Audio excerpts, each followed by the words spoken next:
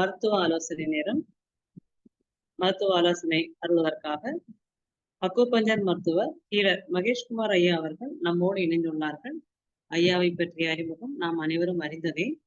ஐயா கடந்த பல வாரங்களாக நமக்கு பல தலைப்புகளில் மூட்டு வலிக்கு ஒரு முடிவு, ஜீரணமே பிரதானம் போன்ற பல தலைப்புகளில் அக்குபஞ்சர் பற்றிய பல தகவல்களை நமக்கு அளித்துள்ளார்கள். ஐயா அவர்கள் இன்று கோடை காலத்தில் உடல் பராமரிப்பு என்ற தலைப்பில் நமக்கு சிந்தனை உரை அளிப்பதற்காக ஐயா அவர்களை தமிழ் ஆனந்த யோக தொண்டர்கள் மற்றும் மெய் என்பர்கள் அனைவரின் சார்பாகவும் வாழ்க வளமுடன், வாழ்க வளமுடன் என வாழ்த்தி வரவேற்கிறோம்.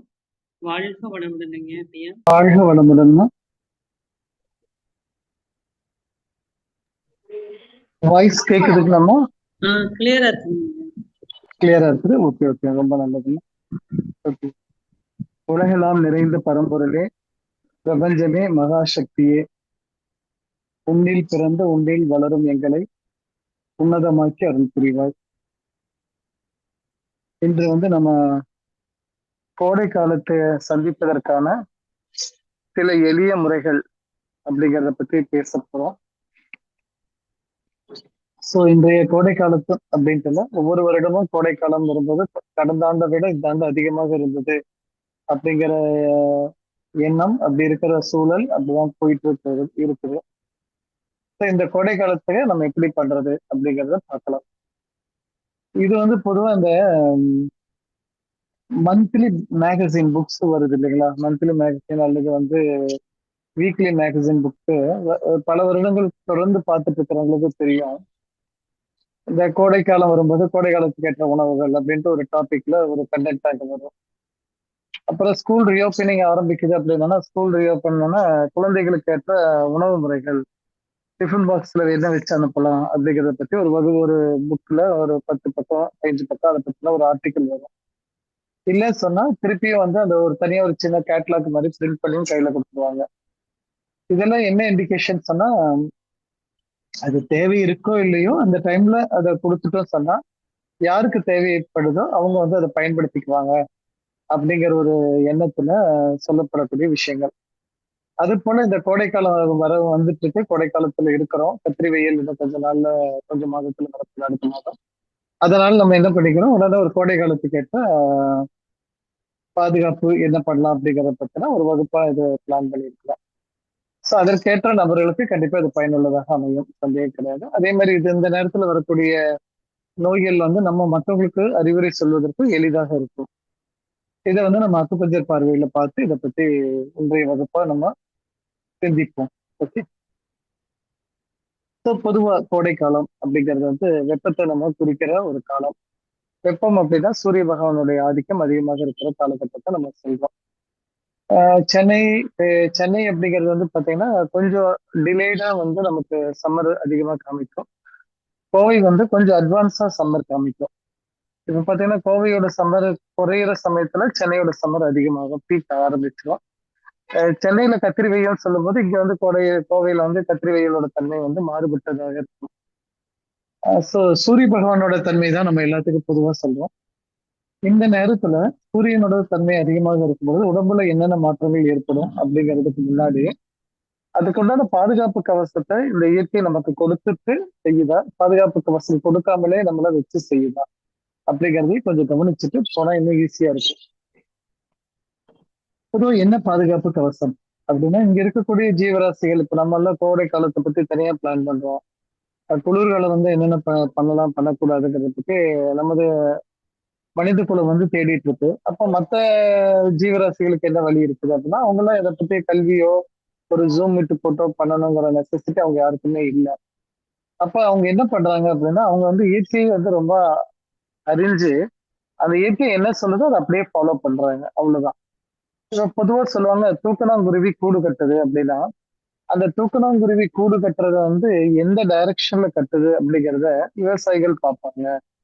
அது ஒரு வாய்ப்பகுதி இருக்கு இல்லைங்களா? அந்த வாய்ப்பகுதி எந்த பக்கம் இருக்கோ அந்த பக்கம் அந்த வருடத்தோட மழையோட டைரக்ஷன், மழை வீசுறது நார்த் ஈஸ்டா இருக்கா அல்லது சவுத் வெஸ்டா இருக்கா அப்படிங்கறத அது எந்த டைரக்ஷன்ல கட்டியிருக்கோ அந்த டைரக்ஷன்ல மழை வராது, அதனோட எதிர் திசையில மழை வரும் அப்படிங்கறத அனுமானிக்க முடியும்.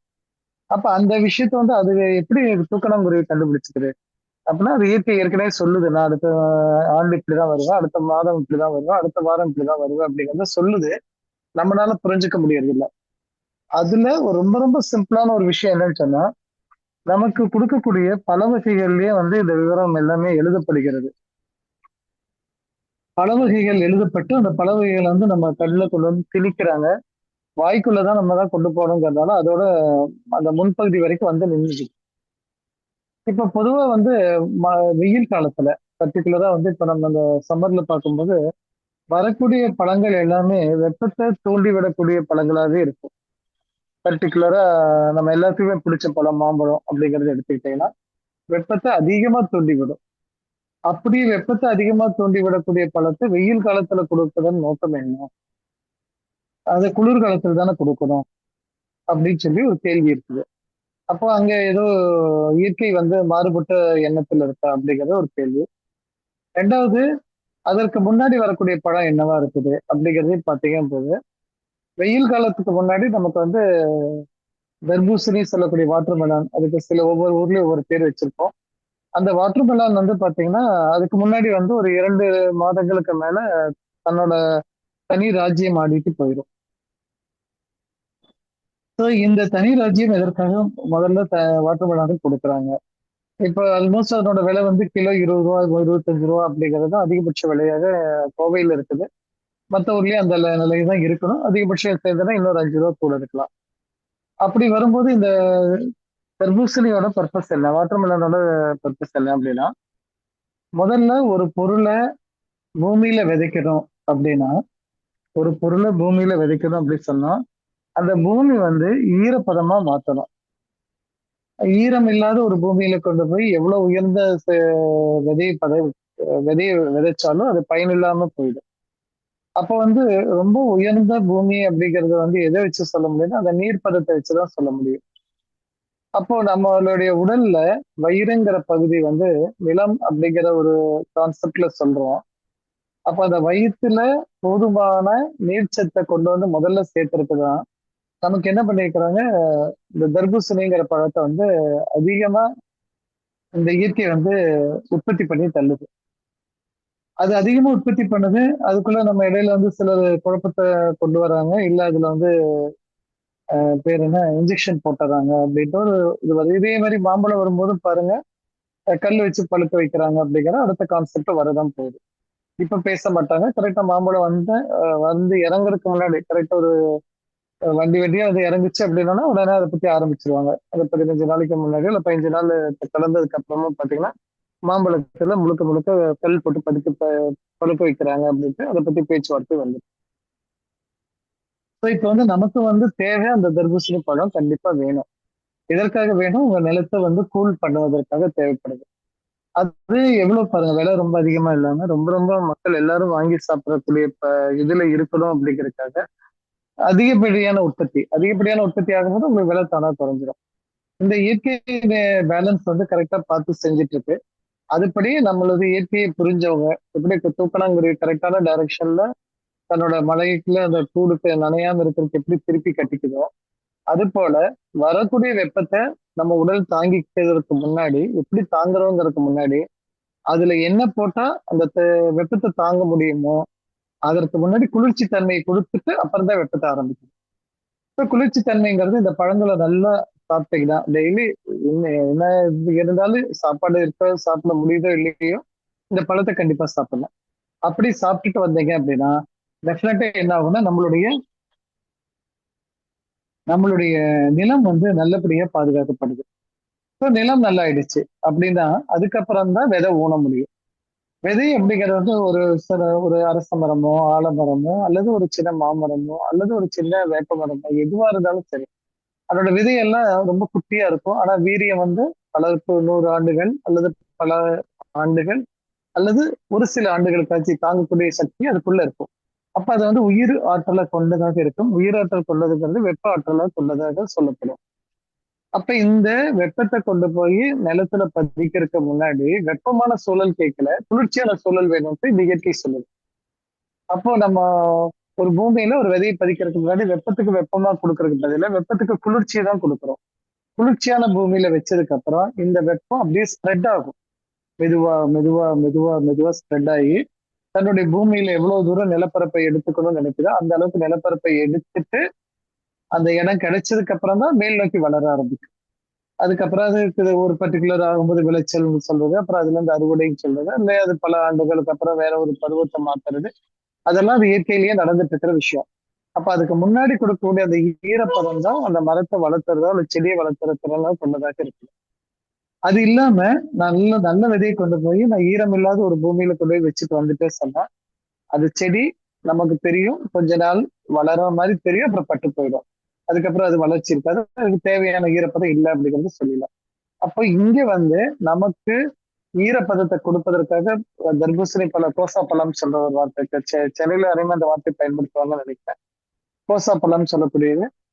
அந்த பழம் வந்து முதல்ல உங்களுடைய வயிற்றை குளிர்ச்சி பண்ணி பாதுகாத்து 2 மாசம் அதை நல்லா நீங்க குளிர்ச்சி தன்மையில மெயின்டைன் பண்ணிடுறீங்க. அதுக்கப்புறம் விதை போடணும். விதை போடுறதுக்கு என்ன பண்ணணும்? விதைங்கிறது சூடான ஒரு விதைகளா இருக்கு, உயிர் சக்தி அதிகமான விதைகள். அப்ப அந்த விதைங்கிறது தான் நம்ம மாம்பழமா சொல்றோம். மாம்பழத்துல வெப்பம் இருக்கும், வெளியவும் வெப்பம் அதிகமா இருக்குது. அப்ப வெளியே இருக்கிற வெப்பம் வந்து உள்நோக்கி வந்துடக்கூடாது. வெளியே இருக்கிற வெப்பம் உள்நோக்கி வரும். ஏன்டா எப்பவுமே வந்து நம்ம சொல்லுவோம், ஒரு எனர்ஜி வந்து எப்படி வந்து டிரான்ஸ்ஃபர் ஆகும்னா ஹையர்ல இருந்து லோயர் பார்ட்டுக்கு போகும். அப்படிதானே அது எனர்ஜி வந்து டிராவல் பண்ணுது. ஒரு தண்ணி அப்படி சொன்னீங்கன்னா அது மேல ஹைட்ல இருந்து லோயர் பார்ட்டை தேடிட்டு வரும். அதே மாதிரி எனர்ஜிங்கிறதும் ஹையர்ல இருந்து லோயர் எண்டுக்கு வரும். அப்படி பார்க்கும்போது நமக்கு வந்து வெளியே இருக்கிற வெப்பம் அதிகமா இருக்குது அப்படின்னு உங்க உடலோட வெப்பம் குறைஞ்சிருச்சு அப்படின்னா என்ன ஆகும்? வெளியே இருக்கிற வெப்பம் கண்டிப்பா உங்களை தாக்கும். அது தாக்கும்போது என்னென்ன விதமான நோய்கள் வருதுங்கிறத அப்புறம் நம்ம பார்த்துக்கலாம். ஏன் நடக்குது அப்படிங்கிற விஷயம் முதல்ல புரிஞ்சுட்டாதான் அதை அவாய்ட் பண்ணிக்கலாம். அப்புறம் நடந்தா அதுக்குண்டான ரெமெடி என்னங்கிறத அப்புறம் பார்த்துக்கலாம். அப்ப வெளியே இருக்கிற வெப்பம் உள்ள தாக்காம இருக்கணும் அப்படின்னா ஃபர்ஸ்ட் குளிர்ச்சியான பழங்கள் சாப்பிட்டதுக்கு அப்புறம் வெப்பமான விதைகள் போடுவது போல வெப்பமான பழங்களை சாப்பிடணும். அப்ப வெப்பமான பழமும் நல்ல இனிப்பான பழம் தான். ஸோ இனிப்பான பழத்தை நல்லா சாப்பிட ஆரம்பிச்ச உடனே உங்க உடல் என்ன ஆகுதுன்னா போதுமான வெப்ப ஆற்றலை வாங்கிக்குது.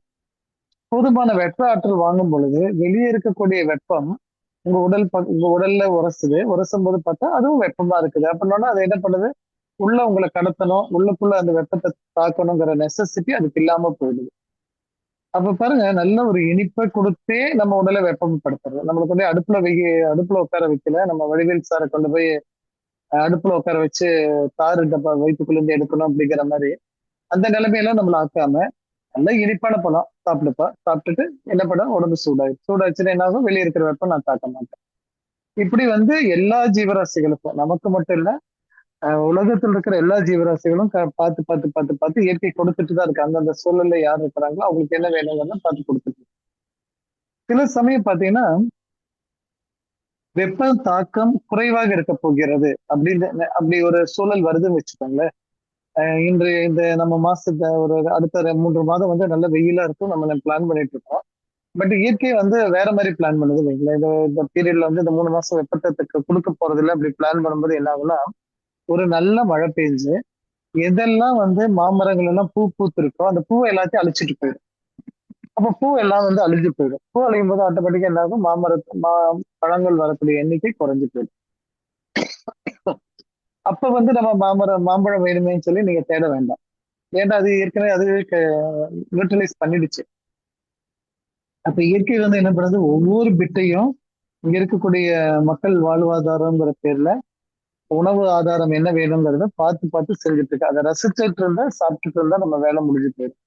இது வந்து பறவைகள் பண்ணது, விலங்குகள் செய்யுது. மனிதர்கள் மட்டும் சிந்தனைகளை வேற மாதிரி அனுப்பி தவறான புரிதல்னால சிரமங்களை நம்ம அனுபவிக்கிறோம். ஓகே, சரி. இப்ப வந்து இதனோட இந்த கான்செப்ட் குளிர்ச்சி கொடுத்து வெப்பத்தை அடுக்கி வச்சுட்டீங்க அப்படின்னா உங்க உடல்ல போதுமான வெப்பம் வரும். அதே மாதிரி வெயில் காலத்துல வெப்பம் அதிகமா வெளியிருந்து உங்களை தாக்க முயற்சி பண்ணும். தாக்குறதுல உங்களை சமநிலை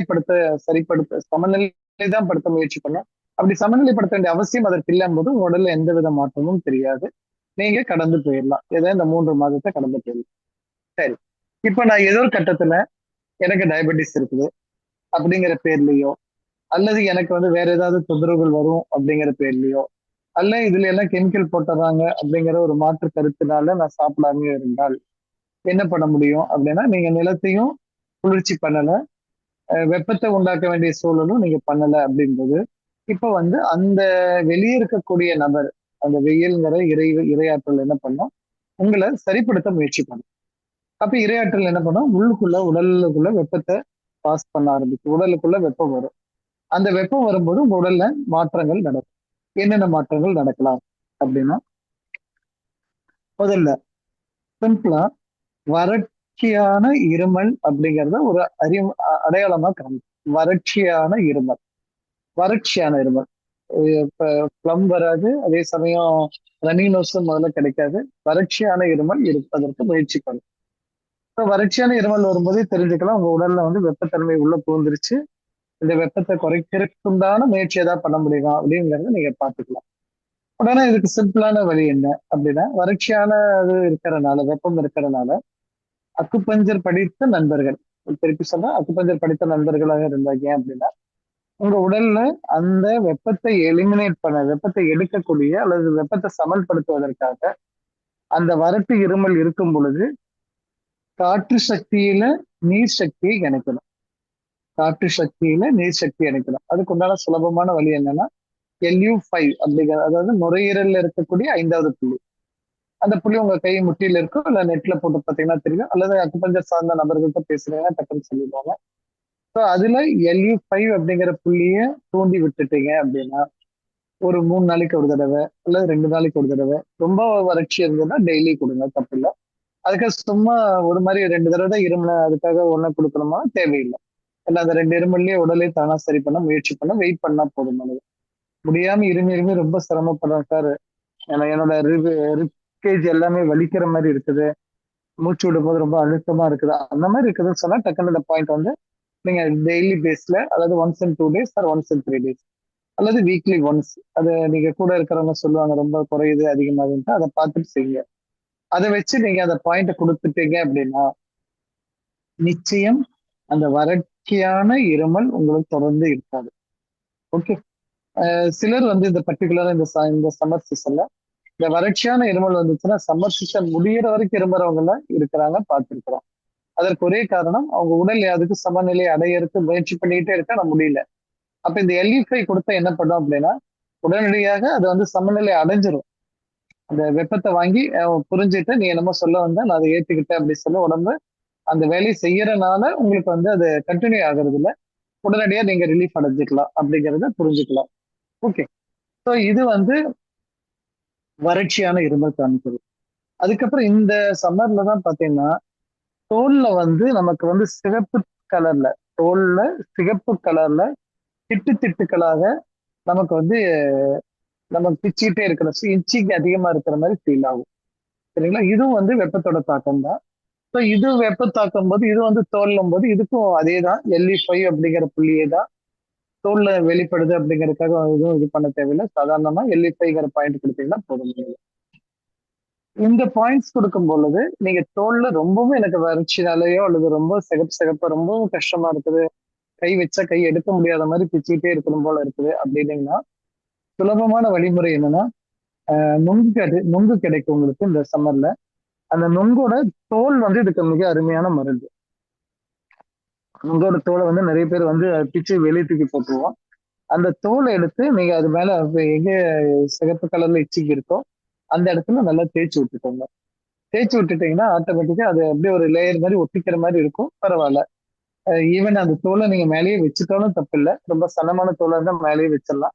இல்லைன்னா அந்த தோல்ல இருக்கக்கூடிய உள்பக்கம் அந்த லேயர்ல சாஃப்டா இருக்கு இல்லைன்னா அதை வந்து அந்த இச்சிக்கு இருக்கிற இடத்துல தேய்ச்சிட்டீங்கன்னா நல்லா இருக்கும்.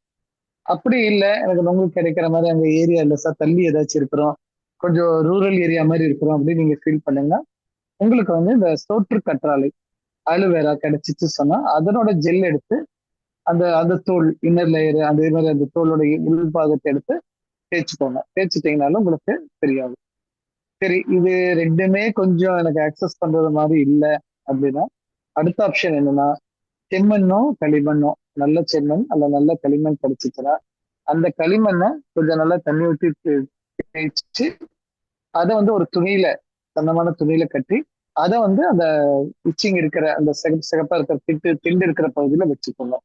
இல்ல அபார்ட்மெண்ட் மாதிரி இல்ல வீடு வந்து கீழே இண்டிவிஜுவல்ல இருக்கிற அப்படின்னா நீங்க வந்து தோல் மேலேயே வந்து அந்த மண்ணை போட்டுக்கலாம்.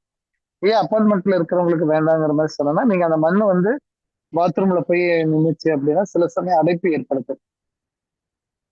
அதனால நீங்க அந்த மண்ணை அப்படி கொட்ட முடியாது. அதனாலதான் வெளியே எங்கேயாச்சும் வந்து கை கழுவிக்குவீங்க, கால் கழுவிடுவீங்க, அல்லது அந்த மண் இருக்கிற பகுதியை கழுவிக்குவீங்க சொன்னா தாராளமா போட்டுக்கோங்க. ஓகே. ஸோ அப்ப வந்து ஆப்ஷன்ஸ் நம்ம கையில இருக்குது. நொங்குங்கிற தோல் பயன்படலாம், அல்லது தொற்று கற்றாழை பயன்படுத்தலாம், இல்ல சொன்னா செம்மண்ணோ களிமண்ணோ நம்ம பயன்படுத்தலாம். சில சமயம் இந்த வறட்சி இருமலுக்கு பதிலா மூக்கு ஓட்டமாவே இருக்குது.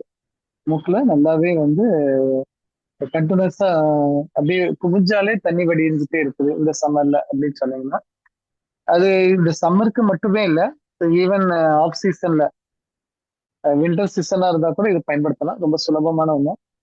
நிறைய மக்களுக்கு தெரிஞ்சிருக்கும். பட் இருந்தாலும் ஒரு ஞாபகப்படுத்துதல் தவறு இல்ல. அதனால சொல்றேன். சிம்பிளா வந்து என்னன்னு சொன்னா, இந்த மஞ்சத்தூள் இருக்கு இல்லைங்களா? சாதாரண மஞ்சத்தூள் நம்ம யூஸ் பண்ற மஞ்சத்தூள், சமையலுக்கு பயன்படுத்துற மஞ்சத்தூள். அந்த மஞ்சத்தூள ஒரு 1/2 அடிக்கு 2 இன்ச் இருக்கிற மாதிரி ஒரு துணி. 1/2 அடினா ஒரு 6 இன்ச். 6 இன்ச்சுக்கு 2 இன்ச் இருக்கிற மாதிரி, இல்ல 1 1/2 இன்ச் இருந்தாலே போதும். துணி ஒண்ணு எடுத்துக்கோங்க. சின்ன பழைய துணி ஏதாச்சும் ஒண்ணுதான் போதும். அந்த துணியை எடுத்து கொஞ்சம் துணி சுத்தமா இருந்தா நல்லது. ரொம்பவும் அழுக்கு இருந்தா வேண்டாம். கொஞ்சம் அழுக்கு இருந்தா கூட தப்பு இல்லை. அந்த துணியை எடுத்துக்கோங்க. அந்த துணியில இந்த மஞ்சத்தூளை நடுவுல லேசா ஸ்ப்ரெட் பண்ணிக்கோங்க. அதாவது துணி முழுக்க பண்ணணும்னு தேவையில்ல. துணியிலோட மிடில் பார்ட்ல கொஞ்சமா இருந்தா கூட போதும். அதுக்கப்புறம் அதை வந்து நல்லா சன்னமா உருட்டிக்கோங்க. உருட்டிக்கோங்க சொன்னா அந்த என்ன செய்வாங்க, இந்த பீடி உருட்டுவாங்க.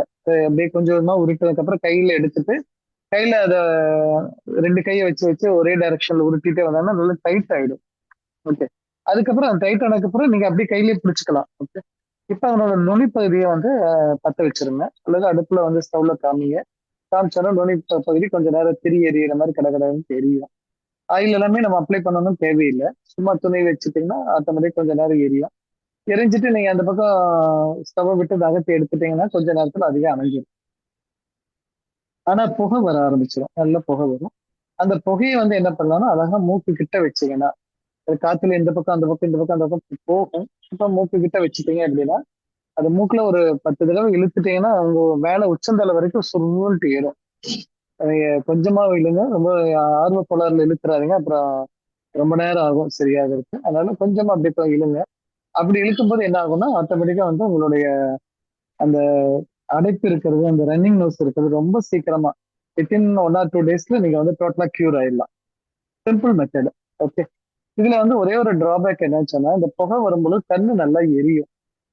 அதுக்கு வந்து ஒரு சுலபமான மெத்தட் என்ன அப்படின்னா, நம்ம இந்த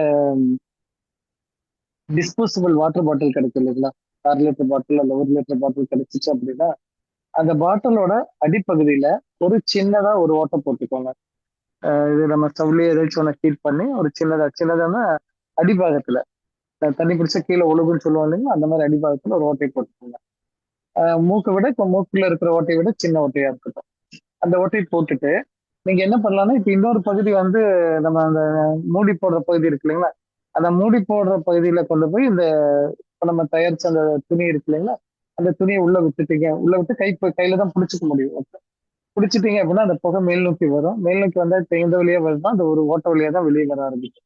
இப்ப ரொம்ப சுலபமா மூக்கு கிட்ட மட்டும் வச்சுக்கலாம். கண் எரிச்சல் இருக்காது. குழந்தைகளுக்கு ஈஸியான மெத்தடா இருக்கும். ஒரு 2 தடவை குழந்தைகள்லாம் மூக்குல இழுத்தாலே போதும். இந்த மூக்குல 2 பக்கம் மூக்கு ஓட்டையில கொஞ்சம் கொஞ்ச நேரம் ஒரு 2, 3 தடவை இழுக்க சொல்லுங்க. சுறுசுறுன்னு இழுக்கும் போதெல்லாம் பெரிய தும்மல் வரும். அல்லது பக்கத்திலேயே உடனே வாஷ்பேஷன் நம்ம சளி வரும், எடுத்துட சொல்லுங்க. இப்ப இப்படி எடுக்கும் பொழுது அந்த மூக்கோட்டமா இருக்கிற சூழல் வந்து ரொம்ப சீக்கிரம் சரியாயிடும். அந்த ஒரு 2 நாளுக்குள்ள கண்டிப்பா அது என்ன சொல்லுவாங்க, பழுத்துரும்பாங்க. சளி பழுத்துரும் அப்படின்னு சொல்லுவாங்க. அப்படியே பண்ணிட்டீங்க சொன்னா சுலபமான முறையில அந்த சளியோட பிரச்சனையில இருந்து சரியாயிடலாம்.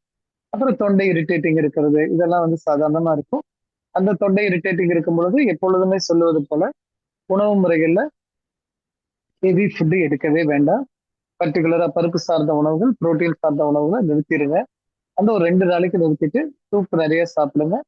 அந்த தொண்டையில இருக்கிற வலி போனதுக்கு அப்புறம் நீங்க நார்மல் ஃபுட்டுக்கு திரும்பிக்கோங்க.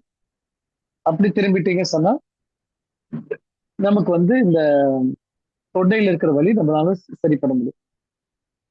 இதுல ரொம்ப ரொம்ப முக்கியமா கடவுள் அல்லது இறையாற்றல் நமக்கு கொடுக்கக்கூடிய ஒரு gift ஒண்ணு இருக்கும். சிலருக்கு மட்டும், எல்லாத்துக்கும் கிடையாது. சிலருக்கு மட்டும் gift கிடைக்கும். அந்த gift வாங்குறதும் வேண்டாம் சொல்றதும் அவங்கவங்களோட விருப்பம். இப்பவும் சொல்றோம், அந்த gift வாங்குறதும் இல்ல வேண்டாம் எனக்கு நீ கொடுத்தாலும் வேண்டாம் அப்படி சொல்லாததும் அவங்கவங்களோட விருப்பம். ஆனா கொடுக்கணும்னு விருப்பப்பட்டு அவர் சில சமயம் தருவாரு. அதுக்கு பேரு தான் வந்து காய்ச்சல் சொல்றது. ஸோ இது எல்லாத்தையும் விட்டு போட்டு ஃபீவர் வந்துருச்சு அப்படின்னா வேற எதுவுமே இல்லை. நீங்க சொல்லக்கூடிய இறைவன் அப்படிங்கிற சக்தியோ அல்லது இறையாற்றல்ங்கிற ஒரு விஷயமோ இல்ல பிரபஞ்சம்ங்கிற விஷயமோ உங்க கூட ரொம்ப இன்டிமேட்டா உங்க கூட பேச ஆரம்பிச்சுட்டாங்கன்னு அர்த்தம். ஸோ அவங்க பேசி முடியற வரைக்கும் நம்ம வந்து இடையில குறுக்கிடாமல் இருப்பது ரொம்ப ரொம்ப நல்லது. அதனால முடிஞ்ச அளவுக்கு அவங்க வந்துட்டாங்க அப்படின்னா நீங்க அவர் என் கூட இரு, நான் எக்காலத்துக்கு வந்து உனக்கு விட மாட்டேன்னு சொல்லி பிடிச்சுக்கோங்க. நீங்க எப்போ உன்னை விட மாட்டேன் நான் பிடிச்சிக்குவேன்னு சொல்றீங்களோ அப்பவே அவர் வந்து கிளம்பி போறதுக்கு ரெடி ஆயிடுவாரு. அதுவும் கவனிச்சுட்டே இருங்க. நீங்க போன்னு சொல்லும் போது இருக்கிறேன்னு சொல்லுவாரு. அவரோட குசும்பு சொல்லலாம் இல்ல குறும்பு சொல்லலாம். போன்னு சொல்லும் போது அவரு இருக்கிறேன் பாரு, இருன்னு சொல்லும் போது நான் போறேன்றாரு. இது வந்து அவரோட சயின்ஸோ சைக்காலஜி என்னமோ தெரியல, அப்படிதான் அவர் பண்றாரு. அதனால என்ன பண்றாருன்னா அந்த மாதிரி வந்துட்டாரு சொன்னா அந்த ஒரு 2 நாள் மட்டும் முடிந்தால், இது யாருக்கு எக்ஸெப்ஷன் சொன்னா பப்ளிக் எக்ஸாம் எழுதுற குழந்தைங்க அல்லது ஏதாச்சும் நீங்க வந்து அம்பானியை பார்த்து நாளைக்கு காலையில பேச வேண்டி இருக்குது அல்லது வந்து கலெக்டர் வந்து பேசி அவருக்கு நீங்க ஏதாவது டைரக்ஷன் கொடுக்க வேண்டி இருக்கு அப்படின்னா விட்டுருங்க. ஏன்டா அந்த மாதிரி இருக்கிறது வந்து ரொம்ப ரேரா இருக்கிறதுனால உங்க எல்லாம் வந்து நீங்க உடனடியே ஏதாச்சும் ஒரு ஆன்டி கண்டென்ட் இருக்கக்கூடிய ட்ரக் எடுத்துட்டு சாப்பிட்டுட்டு நீங்க அடுத்த உங்க வேலையை கண்டிப்பா பாத்தீங்க. இல்ல அந்த மாதிரி பிரதானமான வேலையில எப்பவும் போல ஆபீஸ் ஓடணும், எப்பவும் போல வீட்டுல வேலை செய்யணும், எப்பவும் போல குழந்தைங்களுக்கு சமைச்சு கொடுக்கணும் அப்படி இருக்கிறவங்களா இருந்தா அது ஆணா இருந்தாலும் சரி பெண்ணா இருந்தாலும் சரி தயவுசெய்து இந்த 2 நாள் மட்டும் அந்த இரையாற்றலோட கொஞ்சிட்டே இருங்க. அந்த இரையாற்றல்கிட்ட கொஞ்சம் போது என்னன்னா உங்களுக்கு பசிக்காது, தூக்கம் வந்துகிட்டே இருக்கும். அதெல்லாம் அதனோட கிஃப்ட். தூக்கம் வந்துகிட்டே இருந்து படுத்துட்டே இருக்கணும் போல தெரியும். அது படுக்கும்போது பார்த்தா உங்க உடல்ல வந்து ஒவ்வொரு ஹீட்டோட ஸ்மெல்லு நீங்க பார்க்க முடியும். இதெல்லாம் வந்துருச்சு சொன்னா உங்களுக்கு 1 வருஷத்துக்கு தேவையான வாட்டர் சர்வீஸ் வேலை உடம்பு பண்ணிடுச்சுன்னு அர்த்தம். நம்ம வண்டி எப்படி பூஜைக்கு ஆயுத பூஜைக்கு கிளீன் பண்றோமோ அது மாதிரி உங்க உடலுக்கு தேவையான வாட்டர் சர்வீஸ் அது முடிச்சிருச்சுன்னு அர்த்தம். அப்போ உங்களுக்கு இன்னுமே ஃப்ரீ ஆயிடுவீங்க. வெடுக்கிட்டு இருக்கும் 2 நாளைக்கு அப்புறம் எந்திரிச்சிங்கன்னு பாத்தீங்கன்னா உடம்புல ஏதேதோ கண்ணுக்கு தெரியாத அல்லது வரப்போற விஷயத்துல இருந்து நீங்க பாதுகாக்கப்பட்டிருப்பீங்க. அல்லது உள்ள இருக்கிற விஷயமும் தானாவே கிளியர் ஆயிடும்.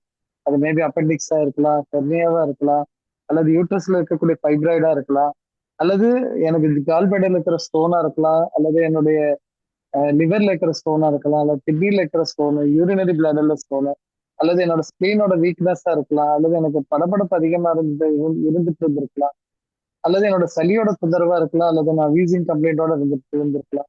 எதுவோ ஒண்ணு அவர் எடுத்து செய்வார். ஈவன் சம்டைம்ஸ் ஹேர் ஃபால கூட பண்ணிட்டு இருப்பாரு அவரு. ஏன்னா அவருக்கு வேலை இல்லைன்னா இந்த வேலையெல்லாம் செய்வார். அப்படி வரும் பொழுதுதான் அவரை நம்மளால ஃபோர்காஸ்ட் பண்ண முடியாது, ப்ரிடிக்ட் பண்ண முடியாது. இந்த பர்பஸ்க்கு தான் வந்திருக்காரு சொல்லி யாரும் சொல்ல முடியாது. ஆனா நம்ம வந்து இதுவே நீங்க பாத்தீங்கன்னா டேப்லெட் சாப்பிட்டு நம்ம வந்து அதை அது பேர் கொல்றதுதான் கில் பண்ணிட்டோம் அப்படின்னா நீங்க கொன்னுட்டீங்க சொன்னீங்கன்னா அதுக்கப்புறம் பார்த்தா அந்த போஸ்ட் ஃபீவர் டைம் அப்படின்ட்டு ஒண்ணு இருக்கும். அதாவது மருந்து சாப்பிட்டுட்டீங்க ஆனாலும் அந்த ஃபீவரோட சிம்டம் இருக்கும் அப்படிம்பாங்க. அப்ப வந்து தொட்டு பார்த்தாலும் தெர்மாமீட்டர்லயும் உங்களுக்கு காய்ச்சல் தெரியாது. ஆனா அந்த டயர்னஸ் இருந்துட்டே இருக்கு. அந்த டயர்னஸ் எவ்வளவு நாளைக்கு இருக்குன்னா அது 1 வாரத்துக்கு இருக்கும். இதுவா இருந்தா 2 நாள்ல நமக்கு இந்த அனுபவிச்சு அவர் கூட சந்தோஷமா இருந்து பேசி போக வேண்டாம் சொன்னாலும் நான் இல்ல நான் உங்ககிட்ட இருந்து பிரயோஜனம் இல்லைன்னு சொல்லி அவரா கிளம்பி போயிடுவாங்க. பட் வேற மாத்திரை சாப்பிட்டதுக்கு அப்புறம் நம்ம என்ன பண்ணோம் அந்த 1 வாரம் இல்ல இந்த மாத்திரை சாப்பிட்டாலும் இந்த டயர்னஸ் இருக்கும் அப்படின்றது அதை நம்ம ஏத்துக்கிட்டு அந்த டயர்னஸோடவே நம்ம டிராவல் பண்ற மாதிரி வருது. அதனால முடிஞ்ச அளவுக்கு இவர் வந்துட்டாருன்னா மட்டும் கொஞ்சம் சப்போர்ட் பண்ணீங்கன்னா போதும். மற்றதுக்கெல்லாம் ரெமெடி எடுத்துக்கோங்க. இவர் வந்துட்டாருன்னா ரெமெடி வேண்டாம், அவரை என்ஜாய் பண்ணுங்க, அதுதான் முக்கியம். சரி, இது வந்து பெரியவங்க நாங்க வந்து பாத்துக்கோம் சார். சின்ன குழந்தைங்க இருக்கிறாங்க, அவங்கள்ட்ட வந்து நம்ம இதெல்லாம் சொல்ல போறது இல்லை, செய்ய போறது இல்லை. அப்ப அவங்களுக்கு ஏதாச்சும் நம்ம மனசு கேட்காது, படப்படன்ட்டு ஏதோ ஒண்ணு கேட்கும் இல்ல, அவங்கள வந்து பார்த்த சுருண்டு படுத்துட்டு இருக்காங்களே அப்படின்னா அந்த சுருண்டு படுக்கிறது தான் அதோட இண்டிகேஷனே. எந்த அளவுக்கு சுருண்டு படுத்திருக்காங்களோ அந்த அளவுக்கு காய்ச்சல் வந்து உச்சத்தில் இருக்குன்னு அர்த்தம். அது சுருண்டு படுத்தல் அப்படின்ற குழந்தைகளுக்கு, பெரியவங்க கூட அவ்வளவு தூரம் சுருண்டு படுக்க மாட்டாங்க. குழந்தைகளுக்கு எது எல்லாம் இயற்கையோட ஒட்டி இருக்கிறதுனால அதுங்களுக்கு என்ன உணருதோ அதை அப்படியே செஞ்சிருவாங்க. பாத்தீங்கன்னா நம்ம நேற்று வரைக்கும் ஓடிட்டு இருந்த குழந்தை காய்ச்சல் வந்தாலும் பாத்தீங்கன்னா பெட்ல அப்படியே சுருண்டு படுத்திருப்பான். சுருண்டு படுக்கிறது என்னன்னா கையை ரெண்டையும் உள்ள நம்மளோட வயிற்றோட பகுதியில வச்சுட்டு காலோட முட்டி வந்து வயிற்றோட நெஞ்சு பகுதி வரைக்கும் வர்ற மாதிரி படுக்கிறது. இந்த போஸ்ட்ல நம்ம எல்லாருமே ஒரு 8-9 மாசம் படுத்திருந்திருப்போம். சரிங்களா? அது எங்கே சொன்னா அம்மாவோட வயிற்றுக்குள்ள இந்த போஸ்ட்ல தான் படுக்கணும். எதுக்காக இந்த போஸ்ட் நம்ம எடுக்கிறோம்? இடையில நெட்வொர்க் ஏதாவது டிஸ்டர்ப் ஆச்சுன்னு நினைக்கிறேன். கேட்டுட்டு இருக்குங்களா தெரியல. கேக்குதுங்க சார். அனிதா மேடம் கேக்குது இல்லைங்களா? Okay okay. ஸோ எதுக்காக வந்து நம்ம இந்த போஸ்ட் எடுக்கணும் அப்படின்னா, இது வந்து மினிமம் எனர்ஜி லாஸ் ஆகக்கூடிய பொசிஷன் வந்து இதுதான், சுருண்டு படுக்கிறது. மினிமம் எனர்ஜி ஃப்ளோ இருக்கிற டைம். மேக்சிமம் எனர்ஜி ஃப்ளோ எப்ப இருக்குன்னா கையையும் நல்லா விரிச்சு, காலையும் நல்லா விரிச்சு, நம்ம கூட இந்த சாந்தி தவம் பண்ணும்போது படுப்பாங்க இல்லைங்களா? அந்த மாதிரி நல்லா ரிலாக்ஸா படுத்துக்கோங்க, காலெல்லாம் கொஞ்சம் ரிலாக்ஸ் பண்ணிக்கோங்க, கையை கொஞ்சம் ரிலாக்ஸ் பண்ணிக்கோங்க அப்படின்னு சொல்றாங்க. அது வந்து நமக்கு வந்து எனர்ஜி வந்து அதிகமா எடுக்கிற டைம். இப்ப நீங்க குழந்தை பிறந்த குழந்தை கொஞ்சம் ஒரு 6 மாசம் அல்லது 10 மாசம் ஆயிடுச்சு அப்படின்னா, அந்த குழந்தையோட படுத்திருக்கிற மூமெண்ட் நீங்க பாத்தீங்கன்னா தெரியும். ஒரு இடத்துல அமைதியா படுக்காது. கைய வந்து அப்பா தலை மேல, காலத்துக்கு அம்மா கால் மேல போட்டுட்டு, இன்னொரு காலத்துக்கு வேற எங்கேயாச்சும் ஒரு பக்கம் மடக்கி, அது பார்த்தா அந்த ஒரு இருக்கிற பெட்டை வந்து அது பெரிய கிங் சைஸ் பெட் இருந்தாலும் கூட 2 பேருக்கு அவங்க 2 பேருக்கு இடம் கொடுக்காது. தான் தான் எல்லா இடத்தையும் பிடிச்சு வச்சுக்கும். இது வந்து மேக்ஸிமம் எனர்ஜி ஃப்ளோ இருக்கிற டைம். ஓகே. அப்போ இந்த காய்ச்சல்ங்கிற ஒரு அருமையான கடவுள் என்கிட்ட வந்துட்டாரு அப்படிங்கும்போது, உடனே நான் அந்த கடவுள் என்ன பண்றாரு, நான் வந்து உனக்கு வந்து மினிமத்துல மேக்ஸிமம் சேவ் பண்ணி தரேன் அப்படிங்கும்போது, அந்த மினிமம் ஃப்ளோ எப்படி கொண்டு வர்றது அப்படின்னா, கையை காலை சுருக்கி இருக்கிறது அப்படின்னா, இது எப்படி இருந்த நீ இப்ப அம்மா வயிற்றுக்குள்ள இருக்கும்போது அப்படிதான் கையை காலை சுருக்கி தானே உனக்கு இடம் இருந்தது, அங்க நீ எல்லாத்தையும் சாதிக்கலையா அப்படிங்கறதுனால வெளியவும் அதே மாதிரி கையை காலை சுருக்கி வச்சிருவாங்க. அப்ப அந்த கையை காலை சுருக்குன்னு அந்த குழந்தைங்க ஆஹ் என்ன பண்ணுவோம்னா நம்மள வந்து கவனிக்க வைக்கும். நமக்கு ஒரே ஆதங்கம் என்னன்னா, ஐயோ நேற்று வரைக்கும் இந்த குழந்தை ஓடிட்டு இருந்தா இப்ப என்னடா இப்படி படுத்துட்டு இருக்கானே, அந்த ஒரு ஆதங்கம் தான். நேற்று வரைக்கும் சாப்பிட்டானே இன்னைக்கு என்ன சாப்பிடலையே அப்படிங்கிற ஒரு ஆதங்கம் தான். நேற்று வரைக்கும் நொய் நொய் நொய் நொய்னே நம்ம கிட்ட பேசிட்டு இருந்தா இன்னைக்கு என்ன பேசல, இப்படிதான் நம்மளோட வருத்தங்கள் இருக்குமே தவிர, இந்த காய்ச்சல்னால அவன் சிரமப்படுறாங்கிறதெல்லாம் நமக்கு கொஞ்சம் தான். அவன் திருப்பி ஓடணும், அதுதான் நம்மளோட ஆசை. ஏன் அந்த 2 நாள் தான் அந்த கடவுள் கூட பேசிட்டு வரட்டுங்க, அதுல என்ன நமக்கு அவசரம்? அந்த பொறுமை நம்ம கிட்ட இருந்தாலே குழந்தைக்கு அமைதி கிடைச்சிடும். ஓகே. அப்ப நம்ம போய் இடையில போய் நோண்டி நோண்டி கண்ணா சாப்பிடுறியா கண்ணா சாப்பிடுறியா, கொஞ்சமாச்சும் ஒரு 2 கஞ்சி குடிச்சிட்டு படுத்துக்கோ கண்ணா. ஏன்னா அதுக்கு பின்னாடி இன்னொன்னு இருக்கு. அதுக்காகவே சொல்றது மாத்திரை சாப்பிடணும், சிரப் குடிக்கணும் அப்படின்னு. அது நமக்கு தேவைப்படாது. நீங்க கொடுங்க, கொடுக்காம இருங்க, அது உங்க விருப்பம். பட் அது தேவையே கிடையாது. தேவை அந்த குழந்தைக்கு அந்த இரையாற்றலோட அந்த 2 நாள் இருந்துட்டாங்கனாலே போதும். அந்த குழந்தைகளோட வளர்ச்சி எல்லாமே நல்லபடியா இருக்கும். இப்ப நீங்க பாத்தீங்கன்னா தெரியும், அந்த காய்ச்சல் முடிஞ்சதுக்கு அப்புறம் டெஃபினட்டா அந்த குழந்தை 1 இன்ச்சாச்சும் வளர்ந்துரும். அந்த 1 இன்ச்சு 2 நாள்ல உங்களால வளர்த்த முடியுமா? இமேஜின் பண்ணி பாருங்க. அதுக்கப்புறம் அந்த குழந்தை பாருங்க உடம்பெல்லாம் இளைச்சுதான் இருக்கும். அப்புறம் வேகமா ஓட ஆரம்பிக்கும், நல்லா சாப்பிடுவோம், ஆடுவான், பாடுவான். அந்த டயத்துல பேரண்ட்ஸ் பண்ணக்கூடிய ஒரு தவறானது என்னன்னா, குழந்தை முன்னாடி குழந்தை 2 நாள் சாப்பிடல அப்படின்னா 3வது நாள் 4வது நாள் நிறைய சாப்பிடுவான். பேரண்ட்ஸ் கண்ணு வைக்க வேணாம். கண்ணு வைக்க வேணாம்னா, ஐயோ சாப்பிடாம இருந்தா நல்லா சாப்பிடுறானே அப்படிங்கிறது என்ன வேண்டாம். ஏன்னா அந்த 2 நாள் லாஸ்ட் மேனேஜ் பண்ணுவாங்க.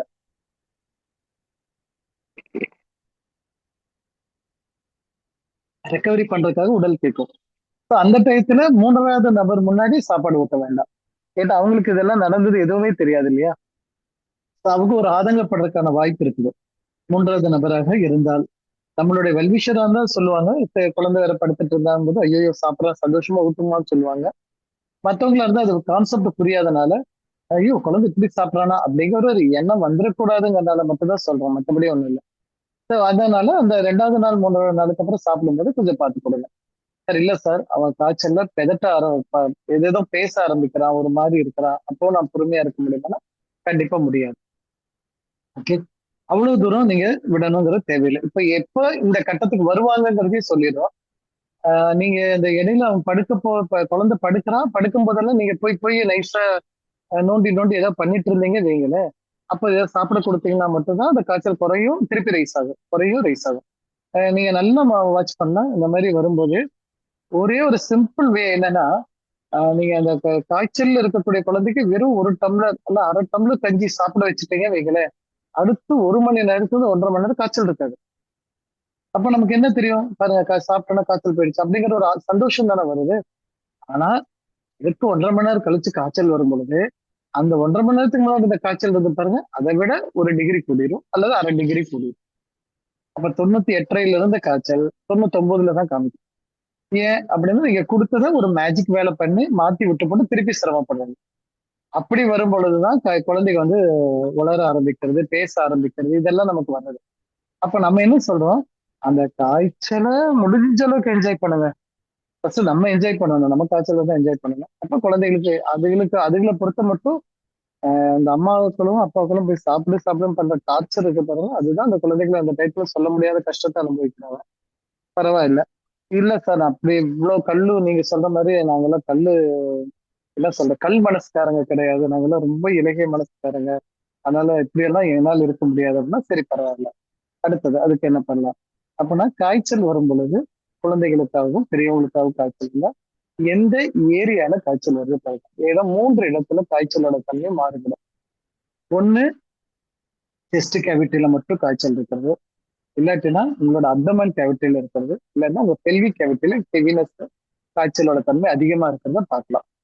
சிலருக்கு இதெல்லாம் சேர்ந்த மாதிரி தலைவலி காமிக்கும். ஓகே, ஸோ மெயினா கவனிக்க வேண்டியது, தொட்டே பாருங்க உங்க உடம்புல நுரையீரல் பகுதியில இருக்கா, மார்பு பகுதியில் இருக்கா, அல்லது மார்பு பகுதிக்கு கொஞ்சம் கீழே உங்க ரிப்போட கீழ் பகுதியில இருந்து தொப்புள் பகுதி வரைக்கும் காய்ச்சல் இருக்கா, அல்லது தொப்புள் பகுதியில இருந்து கீழே தான் காய்ச்சல் இருக்கா, கீழேனா நம்மளுடைய பிறப்புறுப்பு வரைக்கும் இருக்கிற காய்ச்சல் இருக்கா அப்படிங்கறத கவனிச்சுக்கோங்க.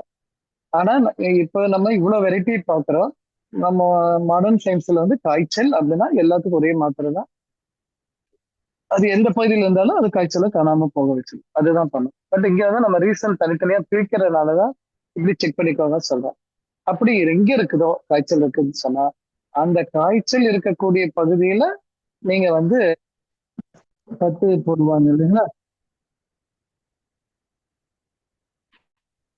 நீர் பத்து போடுவாங்கன்னு சொல்லுவாங்க இல்லைங்களா, அந்த மாதிரி பத்துனா என்ன, தண்ணியில துணியை நனைச்சு அந்த குழந்தையோட தலைப்பகுதியில போடுறது, அல்லது நெஞ்சு பகுதியில போடுறது, இல்லைன்னா கொஞ்சம் நெஞ்சு பகுதி கீழே வயிற்று பகுதியில போடுறது, இல்லைன்னு சொன்னா அடி வயிற்று பகுதி தொப்புள் கொஞ்சம் கீழ் பகுதியில போடுறது. இப்படி எங்க காய்ச்சல் இருக்குன்னு நினைக்கிறீங்களோ அது போடுங்க. இதுல பேரண்ட்ஸ் பண்ணக்கூடிய தவறு என்ன அப்படின்னு சொன்னா, சார் வெப்பத்தை காய்ச்சலை குறைக்கணும் இல்லையா அப்படின்னு சொல்லிட்டு விட்ட ஃப்ரிட்ஜ் தண்ணியை எடுத்து ஃப்ரிட்ஜ் வாட்டர் எடுத்து கொண்டு வந்து பத்து போடுற அளவுக்கு சில்லா போடுறது, இது பெரிய பெரிய தவறு. அப்படி பண்ணவே பண்ணாதீங்க. உங்க குழந்தைகளுக்கு போடுங்க, அதை போட்டோம்னா அது வீர் கத்த ஆரம்பிச்சிடும், அது பண்ணாதீங்க. அதுக்கு பதிலா காட்டன் கிளாத் தான் பயன்படுத்த பாருங்க. அந்த காட்டன் கிளாத்ல இருக்கக்கூடிய வெது வெதுப்பான நீர்ல போடுங்க. அதாவது உடம்புல என்ன வெப்பத்தன்மை இருக்கோ அந்த வெப்பத்தன்மையில அந்த தண்ணியில இருக்கிற மாதிரி பார்த்துக்கோங்க. அப்படி போடும்போது குழந்தைங்க கட்ட மாட்டாங்க. எது வெப்பத்துக்கு வெப்ப தண்ணியா சுடு தண்ணியா அப்படின்னா, அந்த தண்ணி வந்து காட்டன் கிளாத்தா இருக்கிறதுனால என்ன ஆகும்னா சீக்கிரமா குளிர்ச்சி தன்மை அடைய ஆரம்பிக்கும். அப்ப குளிர்ச்சி தன்மை அடையும் பொழுது என்னன்னா உடம்புல இருக்கிற சூடு அதை அப்சர்வ் பண்ணும். ஓகே, அதனால அந்த குழந்தைய வந்து பயமுறுத்துற மாதிரி போட்டு 4 தடவை போட்டுக்கோ 5 தடவை போட்டுக்கோ சொல்லி பயமுறுத்தி அமுத்த வேண்டாம். அதுக்கப்புறம் தண்ணி பார்த்தாலே சில வீடுகள்ல இருக்கக்கூடிய பெட் டாக்ஸ் பாத்தீங்கன்னா தெரியும், தண்ணியை பார்த்தாலும் விழுந்தடிச்சுட்டு ஓட ஆரம்பிக்கும். ஏன்னா அப்படி போட்டு தேய் போட்டு குளிச்சு விட்டுருவாங்க, அந்த மாதிரி பயமுறுத்துற மாதிரி குளிக்க வச்சிருவாங்க. அந்த மாதிரி குழந்தை தண்ணியை பார்த்தா பயந்துட்டு கத்த ஆரம்பிச்சுங்க. அந்த மாதிரி அந்த அளவுக்கு பண்ணாம வார்ம் வாட்டர்ல கரெக்டா நீங்க பத்து போட்டீங்க, நெஞ்சு பகுதி போடுங்க, வயிற்று பகுதிக்கு போடுங்க, அடி வயிற்று பகுதிக்கு போடுங்க. தேவைப்படும் பொழுது எல்லாத்துக்கும் உடனே போட்ட வேண்டாம், தேவையான இடத்துக்கு போடுங்க. தேவையான இடம் ஏன்னு சொல்றோம்னா உடல்ல அந்த இடத்துக்கு மட்டும்தான் ஒரு மாற்றம் பண்ண வேண்டிய உடல் பிளான் பண்ணி செஞ்சுட்டு இருக்குது. அப்ப அந்த மாற்றத்துக்கு சப்போர்ட் பண்றதுக்கு நம்ம வந்து இந்த கொடுக்கறதுனால உடனே கேள்வி வரும், சார் அப்ப நம்ம குளிர்ச்சி பண்றதுனால ஏதாவது தொந்தரவு பண்ணுமானா தாங்க முடியாம மனநிலையில இருந்தீங்கன்னா பண்ணுங்கன்னு சொல்லியிருக்கிறோம். ஓகே, அப்படி பண்ணும்போது ஒரு மருந்து சாப்பிட்டு செய்யக்கூடிய குளிர்ச்சியை வந்து இந்த துணியே பண்ணிடும். இல்ல அதுக்கும் மேல எனக்கு முடியல, எனக்கு வந்து மனசே கேட்கல அப்படின்னா தாராளமா நீங்க ஹாஸ்பிட்டல் கூட்டிட்டு போயிட்டு வாங்க. அட்லீஸ்ட் ஒரு 2 நாள் நான் பொறுமையா இருந்தேன் சார், அதுக்கப்புறம் எனக்கு 3ஆவது நாளுக்கு அப்புறம் என்னால மனசே கேட்கலனாலும் பரவாயில்ல, தேவைப்பட்டா போயிட்டு வாங்க. சரியா, சிரப் கொடுப்பாங்க, சிரப் வாங்கி குடிச்சுவாங்க. அதனால அட்லீஸ்ட் அந்த 2 நாள் நீங்க ஒத்துழைப்பு கொடுத்தீங்க இல்லையா, அந்த 2 நாளுக்கு என்னென்ன உடல் பண்ண பாசிட்டிவா உங்களுக்கு செய்ய முடியுமோ அத்தனை பாசிட்டிவ் விஷயத்தையும் உடம்பு கண்டிப்பா செஞ்சிருக்கும். பயப்பட வேண்டாம். அதுக்கு சரி என்னால இவ்வளவு இப்படிதான் இப்படி எல்லாம் நீங்க சொல்ற மாதிரி எல்லாம் மேபி நீங்க அனுபவத்துல பேசலாம், நாங்க புதுசா இருக்கிறவங்க எங்களை எல்லாம் அப்படி எல்லாம் குழந்தைய பார்த்துட்டு வேடிக்கை பார்க்க முடியாது அப்படின்னா பரவாயில்ல, ஒரு நாள் விட்டு கொடுத்தாலும் நல்லது, 2 நாள் விட்டுட்டு போய் ட்ரீட்மெண்ட் பண்ணாலும் சரி, அல்ல 3 நாள் கழிச்சு போனாலும் பரவாயில்ல. அப்படி போனாலும் அந்த 3 நாள் கொடுத்த லாபம் உடலுக்கு கண்டிப்பா ஒரு நல்ல பெனிஃபிட் கிடைச்சிருக்கும். அதை பார்த்துக்கலாம். இது வந்து நம்ம மட்டுமே சொல்றது இல்லை, இந்த காய்ச்சல் அனுபவிங்கன்னு சொல்லல. டெவலப்டு கண்ட்ரிஸ் சொல்லக்கூடிய யூகேவாகட்டும், யூஎஸ் ஆகட்டும், நம்ம மனிதர்கள், நம்ம நண்பர்கள் நிறைய பேர் அங்க இருப்பாங்க இல்லையா, அல்ல நம்ம குழந்தை கூட அங்க இருப்பாங்க இல்லையா, அந்த குழந்தைகள்கிட்ட நீங்க கூப்பிட்டு பேசுங்க. அங்க இருக்கக்கூடிய மாடர்ன் சயின்ஸ் படித்த அலோபதி டாக்டர்ஸ் என்ன சொல்றாங்க, காய்ச்சலுக்கு மருந்து சாப்பிட சொல்றாங்களா, அல்ல வெயிட் பண்ணிட்டு வாமான்னு சொல்றாங்களா அப்படிங்கறத பாருங்க. ஒரு வாரம் பாருங்க, ரொம்ப முடியலன்னா அப்புறம் பார்க்கலாம் அப்படிதான் சொல்றாங்களே தவிர, உடனடியா வந்தேன்னா வாங்க ஆன்டிபயோட்டிக் போடுங்க, ஆன்டி சப்ரசிவ் ட்ரக் போடுங்க, கூட வேற ஏதாச்சும் ஒண்ணு போடுங்க அப்படின்ட்டு யாருமே சொல்றது. ஓகே. அதனால நம்ம வந்து இங்க ரொம்ப பயப்பட்டு குழந்தைகளையும் நம்மளும் பயந்து, ஒரு புரிதல் இல்லாம பயந்துக்கிறதுனால உடனடியா நமக்கு தீர்வு கிடைக்கணும் அப்படின்னு நினைக்கிறோம். அந்த தீர்வு நல்ல தீர்வு கிடைக்கும். ஓகே.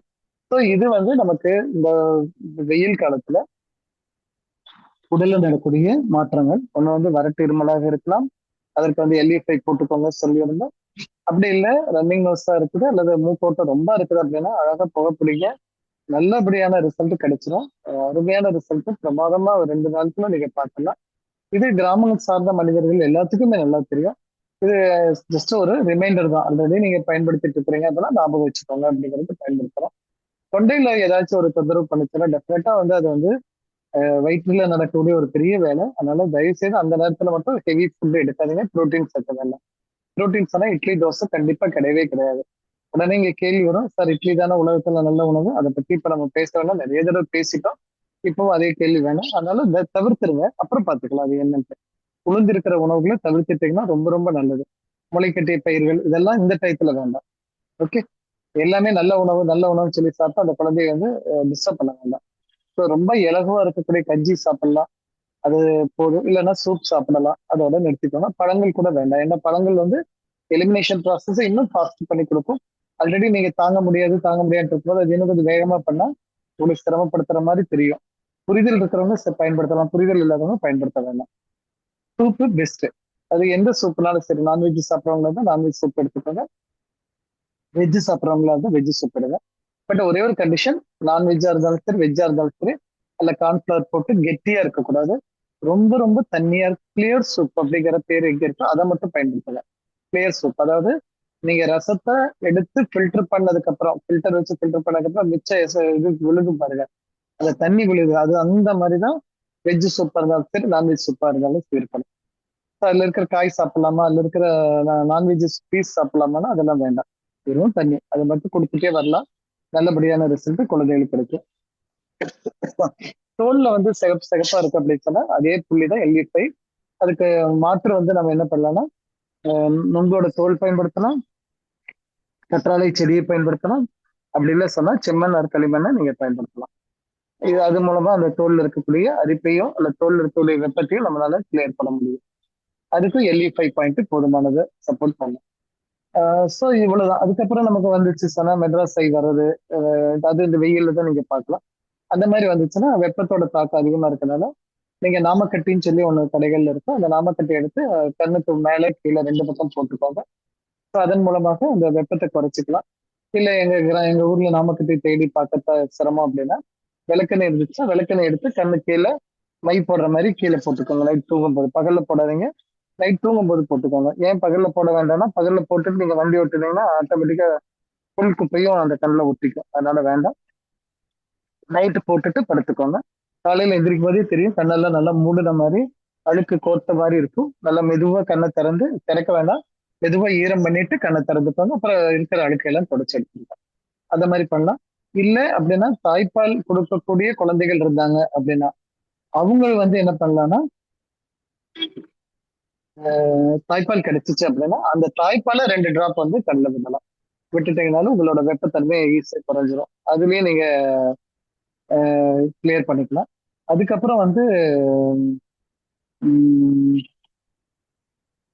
இன்னொன்று வந்து இந்த சோட்டு கற்றாழை சொன்ன இல்லைங்களா, அந்த சோட்டு கற்றாழையோட குளிர்ச்சியான பகுதி அந்த தோல் இருக்கு இல்லையா, அந்த தோலுக்கு வந்து நீங்க கண்ணுக்கு மேல ஒரு துணி வச்சுட்டு அது மேல வச்சுக்கோங்க.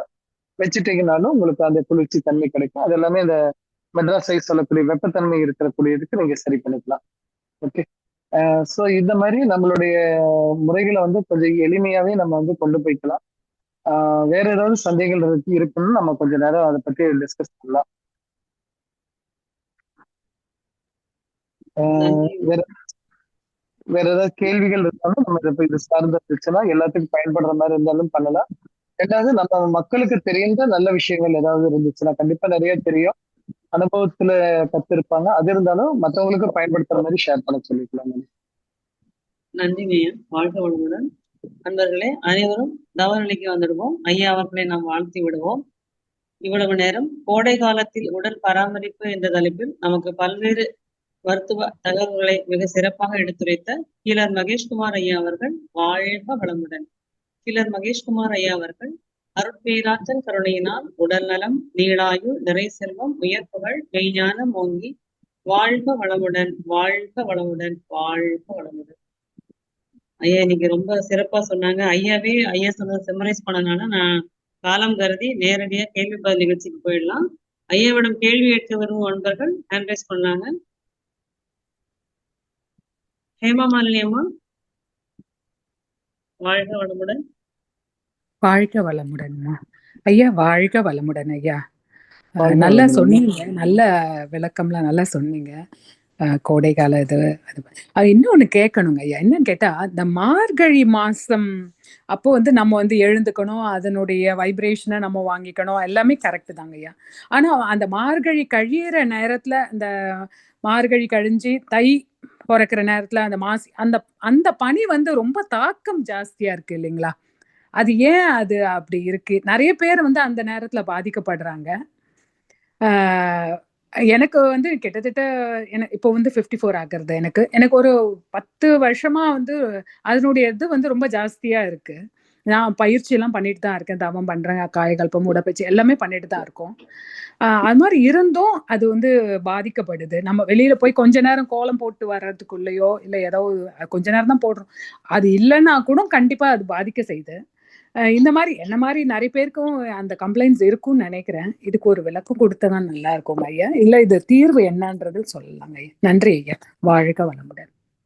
வாழ்க வளமுடன். இல்ல இப்ப எனக்கு வந்து மார்கழி பனியும், எனக்கு நீங்க சொல்லக்கூடிய மார்கழி தாண்டி மார்கழி தை மாதத்துக்கு வரக்கூடிய வறட்சி பனிக்கும் தெரியல. பொதுவா வறட்சி பனி அப்படிங்கிறது வந்து குளிர்ச்சி தன்மை கிடையாது, வெப்பத்தன்மை கொண்டதாக தான் இருக்கும். அதனால அந்த டயத்துல வெப்பம் சார்ந்த உணவுகள் எடுத்துக்கொள்றது ரொம்ப ரொம்ப நல்லது.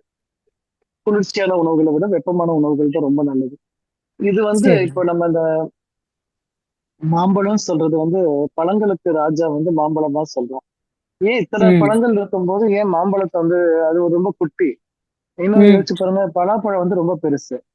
அப்ப பழங்களுக்கு ராஜானா பழப்பழத்தை சொல்லியிருக்கணும் இல்லைங்களா? ஏன்டா அது கொஞ்சம் ராஜா கேட்ட லுக் எல்லாம் பாத்தீங்கன்னா நல்ல ஒரு ராஜா மாதிரி கம்பீரமா மரத்துக்கு மேல உச்சியில இருப்பாரு. அவ்வளவு சீக்கிரம் பிடிக்க முடியாது அப்படின்னு சொல்லலாம்.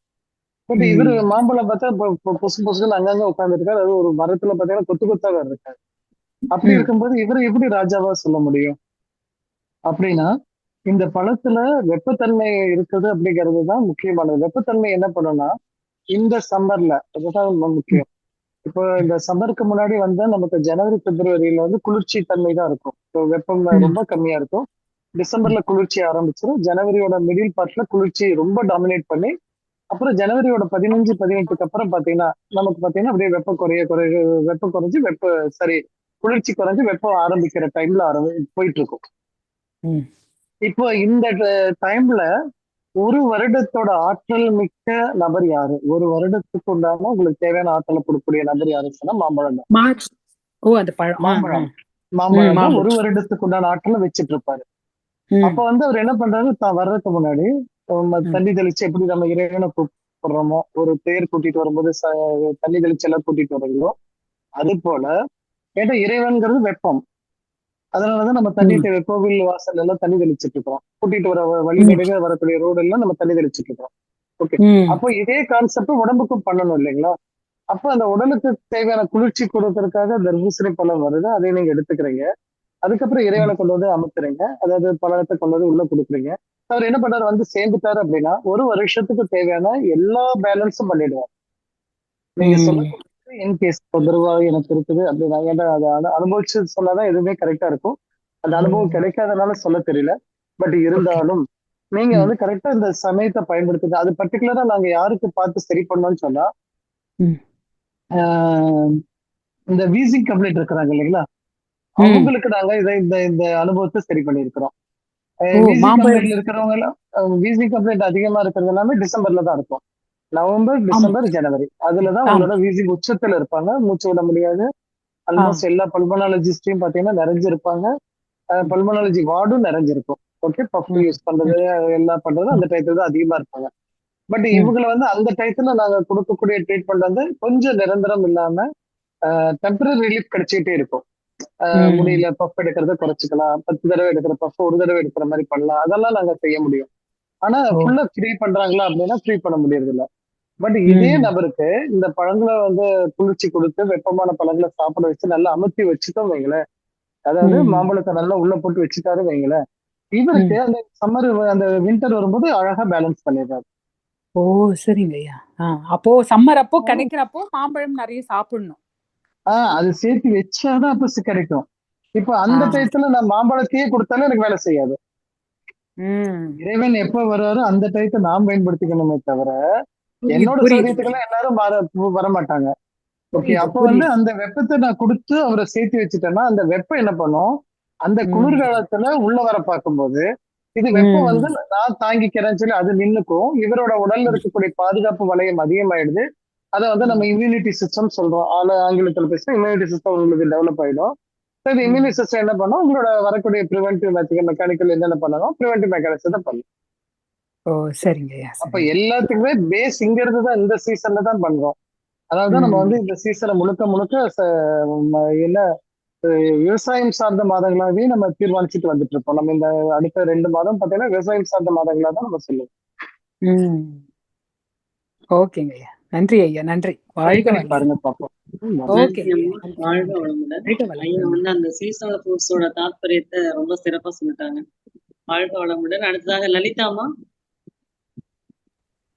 அம்மா வணக்கம். ஐயா வணக்கங்க ஐயா. வாழ்க வளமுடன். வாழ்க வளமுடன். சொல்லுங்கம்மா. கேக்குதுங்களா ஐயா? ஐயா கேக்குதும்மா. அதாவது நீங்க சொன்னது கரெக்ட் தாங்க ஐயா. அந்த ஓவர் ஹீட்னால எனக்கு காஃப், அந்த ட்ரை காஃப் இருந்துகிட்டே இருந்தது. நடுவுல ஒரு ஆயில் பாத் எடுத்தேன். எடுத்ததுக்கு அப்புறம் அந்த ட்ரை காஃப் வந்து குறைஞ்சது. ஆனா இது இருமல் வந்து கொஞ்சம் நல்ல அளவு குறைஞ்சது தெரிஞ்சது. நீங்க ஒரு பாயிண்ட் சொன்னீங்களே ஃபர்ஸ்ட், அது என்ன பாயிண்ட் சார்? பியூவா எல்யூவா? LU5. LU5. LU5ஆ? ஓகேங்க. நம்ம லங் அது அருகில் இருக்கிற 5வது புள்ளி. Okay okay. அது எப்படி சார்? அதாவது டெய்லி பண்ணலாமா இல்ல 2 நாளைக்கு ஒரு தடவை டச் பண்ணா போதுமா சார்? அதுதான் அது உங்களோட டிபெண்ட்ஸ், உங்களுக்கு தேவைப்படுறத பொறுத்து இருங்க. ரொம்ப சிவியரா இருந்ததுன்னா 2 நாளைக்கு ஒரு தடவை கொடுங்க, இல்லைன்னா வீக்லி ஒன்ஸ் கொடுத்தா கூட போதும். எவ்வளவு நேரம் டச் கொடுக்கணும்? 2 நிமிடம் கொடுக்கமா. நீடில் இருந்துச்சுன்னா போட்டுட்டு ஒரு 10 நிமிஷம் விட்டுடலாம். டச் கொடுத்தீங்கன்னா இல்லைங்க 2 நீங்க. நிமிஷம் நீங்களே உங்க குடும்பத்துக்குள்ள கொடுக்குற மாதிரி தான் 2 நிமிஷம் கொடுக்கும். ஓகேங்க. Okay okay. ரொம்ப நன்றி. சிறப்பா இருந்தது, நல்லா இருந்தது. ரொம்ப நன்றிங்கய்யா. இந்த மாதிரி நிறைய நன்றி. புரிதல்கள் மக்களுக்கு இல்ல. நீங்க உங்களுடைய சேவை கண்டிப்பா தொடரணுங்கய்யா. ரொம்ப நன்றி. வாழ்க்கணும். நன்றிங்கம்மா. வாழ்க வளமுடன். அடுத்ததாக விவோ V22949. விவோ அன்மியூட் பண்ணிட்டு பேசுங்கம்மா. வாழ்க வளமுடன். அடுத்ததாக கனகராணி அம்மா. வாழ்க வளமுடன். வாழ்க வளமுடன்மா. ஐயா வாழ்க வளமுடன். வாழ்க வளமுடன். சொல்லுங்க. ஐயா இப்ப இந்த பழங்கள் நீங்க போன முறை கூட சொன்னீங்க, இந்த கோசாப்பழத்தையும் சாப்பிடுங்க, இந்த மாம்பழம் வரும்போது சாப்பிடுங்கன்ட்டு. இப்ப கோசாப்பழமும் வந்துருக்குது. இப்ப கோசாப்பழமும் சாப்பிடலாம், இந்த மாம்பழம் வரும்போது இதையும் 2யுமே மாத்தி சாப்பிட்டுக்கலாங்களா ஐயா? இல்ல, மாம்பழம் வரும்பொழுது உங்களுக்கு கோசப்பழத்தோட இது வந்து குறைய ஆரம்பிச்சிருமே, நல்லாவே பாத்தீங்கன்னா தெரியும். இப்ப மாம்பழம் வந்துட்டு இருக்குது, ஆனா மாம்பழத்துல இனிப்பு இல்ல. சரிங்களா? மாம்பழம் வர்றது, அது மாம்பழங்கிறது எப்ப சொல்றேன்னா அந்த சீசனோட பீக்கு போகணும். அதனோட விலை வந்து ஒரு 60 ரூபாய்க்குள்ள வந்துருச்சு, 70 ரூபாய்க்குள்ள வந்துருச்சுன்னா தான் மாம்பழம் வந்து நீங்க எடுத்துக்கிறதுக்கு ஈஸியா இருக்கும். 120 ரூபா 150 ரூபாய்க்கு வித்துட்டு இருக்கும்போது வெயிட் பண்ணுங்க, இனிப்பு பத்தாது. அதனால நீங்க முடிஞ்ச அளவுக்கு வந்து அந்த சீசன் ரைஸ் ஆனதுக்கு அப்புறம் எடுத்துக்கிட்டீங்கன்னா பரவாயில்ல. அதே மாதிரி வாங்கும்போது எல்லாருமே காய் வெட்டா வாங்குங்க, பழமா வாங்க வேணாம். மாம்பழத்தை காய் வெட்டா பார்த்து வாங்கிட்டு வந்து வீட்டுல வந்து டப்பாலையோ அரிசி மூட்டையிலயோ அல்லது வேற பேப்பர் எடுத்து சுத்தி வச்சோ தானாவே பழுக்கிற மாதிரி பண்ணிட்டீங்கன்னா இன்னும் சுலபமான நல்ல பழமா நம்ம சாப்பிட்டுக்கலாம். சரிங்கய்யா. இந்த முலாம்பழமும் வருது. இப்போதைக்கு வந்து இந்த வெளியிருந்து வர நம்மளுக்கு அந்த வெப்பம், இப்ப இந்த முலாம்பழம், இந்த மாதிரி கோசாப்பழம், இந்த மாதிரி சாப்பிடும்போது இந்த வெப்பத்தை தவிர்க்கலாமா? இல்ல இந்த வெப்பத்தை அது பார்த்துக்கும். அதுதான் சொல்றேன் உங்களுக்கு, அது பிளான் பண்ணி தான் வருதுன்னு. உங்களோட வெப்பம் தூக்கல் வரும்போது, வெப்பம் ரொம்ப அதிகமாகும் போது வர, அதாவது இப்ப நம்ம என்ன சொல்றது, ஸ்டவ்ல வந்து பத்த வச்சுட்டோம், பத்த வச்சு சிம்ல வச்சிருக்கிறோம். சிம்ல சரி. வச்சிருக்கும் போது வர அதுவும் வெப்பம் தான். அதே ஃபுல் ஃபிளேம் வைக்கிறதும் வெப்பம் தான். இன்னும் ஃபுல் ஃபிளேமுக்கு வரல, நம்ம சிம்ல சரி. வச்சுட்டு இருக்கிறோம். சிம்ல வைக்கும் போது இந்த கோசப்பழம் வேலை செஞ்சுட்டு இருக்கோம். ஃபுல் ஃபிளேம் சரி. வைக்கும் போது ஆட்டோமேட்டிக்கா மாம்பழம் வேலை செய்ய ஆரம்பிக்கும். சரிங்க ஐயா. நான் ஒரே கேள்வி. இப்ப எங்க பேரனுக்கு வந்து நீங்க சொன்ன மாதிரி 2 நாள் காய்ச்சல் இருந்தது. அப்புறம் சரியாயிடுச்சு. திருப்பி மறுபடியும் 1 வாரம் ஆகி திருப்பி மறுபடியும் காய்ச்சல்னு சொன்னாங்க. கொஞ்சம் நல்லா இருக்குன்ட்டு எதையாவது கொடுக்குறாங்க. திருப்பி திருப்பி காய்ச்சல் வரும். திருப்பி ஹாஸ்பிட்டலுக்கு போகவும் அவங்க வந்து தொண்டை கேன்சல் இருக்கு அப்படின்ட்டாங்க. 5 வயசு குழந்தைக்கு கேன்சல் இருக்குது அப்படின்னாங்க. மருந்து மாத்திரையெல்லாம் ஒரு 5 நாள் கொடுக்குறோம், சரியாயிடும். அதுக்கப்புறம் நீங்க இந்த இனிப்பு ஐஸ் எதையுமே கொடுக்க கூடாது அப்படின்ட்டாங்க. அது மறுபடியும் வராம இருக்கணும்னா அதுக்கு என்னங்க ஐயா பண்றது? அவங்க அப்பா அம்மாட்ட தான் இருக்குது. அவங்க அப்பா அம்மா தான் அதிகமா சாப்பிட கொடுத்து சிரமப்படுத்துறாங்க. நீங்க எந்த ஊர்ல இருக்கிறீங்க சொல்லுங்க, அந்த ஊர்ல இருக்கக்கூடிய ஒரு அக்குபஞ்சரிஸ்ட சொல்லுங்க, நீங்க அவங்களுக்கு காமிச்சிருங்க. இங்க கோயம்புத்தூர்ல தான் காமிச்சு கோயம்புத்தூர்ல எந்த ஏரியா சொல்லுங்க, நான் அந்த ஏரியால இருக்கிறவங்களும் சொல்றேன். அங்க அந்த ஏரியால இருக்கிறதே பாத்துக்கலாம். நீங்க கோவைப்புதூர்ல இருக்கிறாங்க ஐயா. கோவை புதூருங்களா? கோவை புதூர்னா உங்களுக்கு உக்கடம், காந்திபுரம் சொன்னா நம்ம குருநாதர் இருப்பாரு, ஏபி குமார் ஐயா இருப்பாரு. அது காந்திபுரத்துல நீங்க பாத்துக்கலாம். காந்திபுரத்துல. ஆமா, காந்திபுரத்துல. அவங்க ஐயா பேர் நாங்க உங்களுக்கு நம்பர் கொடுத்துறோங்க ஐயா. வாழ்க வளமுடன். நிறைய பேர் லைன்ல இருக்காங்க. சரிங்க. Okay, okay. சீக்கிரமா கேள்விகளை கேட்டுக்கோங்க. ஐயாக்கு பேஷன்ஸ் வெயிட் பண்ணிட்டு இருப்பாங்க. அடுத்ததாக பாலலட்சுமி அம்மா, வாழ்க வளமுடன். அம்மா வாழ்க வளமுடன். வாழ்க வளமுடன் ஐயா. வாழ்க வளமுடன். கேக்குதா? சொல்லுங்க. ஐயா நீங்க சொன்னதாட்டம் இப்ப குழந்தைங்களுக்கு ஃபீவர் வந்தா அந்த தண்ணிய ஒத்தடம் சொல்றீங்க இல்லைங்க ஐயா, அது இன்னொரு முறை மட்டும் சொல்லுங்க. எப்படி எவ்வளவு நேரத்துக்கு எப்படி நம்ம அதை கொடுக்கணுங்கிறது? இல்ல, வார்ம் வாட்டர்ல கொடுங்க, சில் வாட்டர்ல கொடுக்காதீங்க. First point. உங்களோட குழந்தையோட பாடியில 3 பார்ட்ல வெப்பம் மாறி மாறி நடக்கும். Chest cavity, abdomen cavity, pelvic cavity. 3 கேவிட்டில எந்த கேவிட்டில வெப்பம் இருக்கோ அந்த கேவிட்டியோட பகுதியில மட்டும் போட்டீங்கன்னா போதும். நெஞ்சு பகுதியில இருந்தாலும் நெஞ்சு பகுதியில அதே மாதிரி வார்ம் வாட்டர் எடுத்து கொஞ்சம் தண்ணி ஈரம் பண்ணி அந்த மேல கச்சி கூட சின்ன சைஸ்ல இருக்கிற மாதிரி போட்டு விட்டுருங்க. ஸோ இதே மாதிரி எந்த ஏரியா இருக்கோ அந்த மாதிரி தலைவலி இருக்கிற மாதிரி வந்து தலையில போட்டு விடுங்க. அது வந்து நீங்க அந்த துணி காய்ஞ்சிரும், உடனே காய்ஞ்சிச்சு சொன்னா திருப்பி வெயிட் பண்ணி அதே வார்ம் வாட்டர்ல, சில் வாட்டர்ல வார்ம் வாட்டர்ல போட்டுட்டே வந்தீங்கன்னா உங்களோட உடல்ல இருக்கிற வெப்பம் வந்து கன்ஸ்டபிளா குறைஞ்சிரும். இல்ல என் குழந்தை வந்து வயசு ரொம்ப சின்ன குழந்தையா இருக்கிறா அப்படின்னா இன்னொரு வழி என்னன்னா, ஒரு வார்ம் வாட்டர் டப்புல எடுத்து அந்த குழந்தையோட துணியை கழட்டிடுங்க, ஜட்டியை கழட்டிட்டு அந்த குழந்தையோட ஆனஸ் பாயிண்ட் வந்து தண்ணியில இருக்கிற மாதிரி பாத்துக்கோங்க. அப்படி பண்ணிட்டீங்கன்னா அழகா டெம்பரேச்சர் குறைஞ்சிரும். அந்த குழந்தை தண்ணி விளையாட பிடிக்கும், அதனால அப்படியே தண்ணியில விட்டுருங்க. ஏதோ முடிஞ்ச அது குழந்தை தண்ணி விளையாடுற மாதிரி இருந்தா ஏதாவது வேற ஏதாவது பாட்டிலோ ஏதோ விளையாடுற பொருளோ அதுல போட்டு விட்டுருங்க. தண்ணி தட்டிக்கிட்டே இருக்கும். ஆனா அந்த ஆனஸ் பாயிண்ட்ல இருக்க வார்ம்னஸ் இருக்கும்போது ஆட்டோமேட்டிக்கா டெம்பரேச்சர் வந்து ரொம்ப சீக்கிரமா குறைஞ்சிடும். இதெல்லாம் ரொம்ப அதிகமா இருக்கும்போது பண்ணா போதும். சும்மா டெம்பரேச்சர் லேசா தொட்டுட்டு இருக்கிற குழந்தைகளுக்கு எல்லாம் இப்படி பண்ண வேண்டாம். ஹை டெம்பரேச்சர் இருந்தாதான் அது மாதிரி செய்யணும். ஆமா, 100, 102 வரைக்கும் வந்துருச்சு, 102க்கு மேல இருக்கிறாங்க அப்படின்னா மட்டும் இது பண்ணுங்க. அப்ப அது ஆனா அந்த ஃபீவர் இருக்கிற இடத்துல பார்த்து கரெக்டா நீங்க அந்த இது அந்த துணி போட சொல்றீங்க. ஃபீவர் இருக்கிற இடம் போட்டா ஃபீவர் இருக்கிற 3 பார்ட்ல எங்க இருக்கு பார்த்துட்டு போடுங்க. சரிங்கய்யா, விளக்கத்துக்கு ரொம்ப நன்றிங்கய்யா. உங்க ஸ்பீச் ரொம்ப நல்லா இருந்தது. ரொம்ப நன்றிங்கய்யா. வாழ்க வளமுடன். வாழ்க வளமுடன் அம்மா. வாழ்க வளமுடன். அடுத்ததாக 1+ நீங்க அன்மியூட் பண்ணிட்டு பேசலாமா? வணக்கம், சொல்லுங்க. வாழ்க வளமுடன்மா. ஐயாட்ட கேள்வி கேளுங்கம்மா. அம்மா வணக்கங்கம்மா. ஐயா வணக்கம் சார். நம்ம இந்த படத்துல வந்து கால்ல வந்து சார் இந்த வெயில் காலத்துல பித்தம் அதிகமாயிடுதுங்க.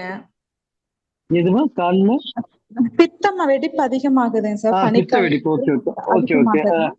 அதே மாதிரி இந்த டைம் இல்லைங்க, நிறைய பெண்களுக்கு வந்து பாத்தீங்கன்னா சார் அடி வயிறுல இந்த பீரியட்ஸ் ப்ராப்ளம் அந்த மாதிரி இதெல்லாம் கொஞ்சம் அதிகமா வர ஆரம்பிக்குதுங்க. பெயின் அதிகமா இருக்கிற மாதிரி ஃபீல் பண்றாங்க. இல்லைன்னா டேட் இது தள்ளி போகுது, அந்த மாதிரி ப்ராப்ளம் வருதுங்க. இது இந்த கை கால் சம்மர்ல மட்டும் சொல்றீங்களா? ஐயா சம்மர்ல மட்டும் சொல்றீங்களாம்மா? சம்மர்ல மட்டுமேங்க.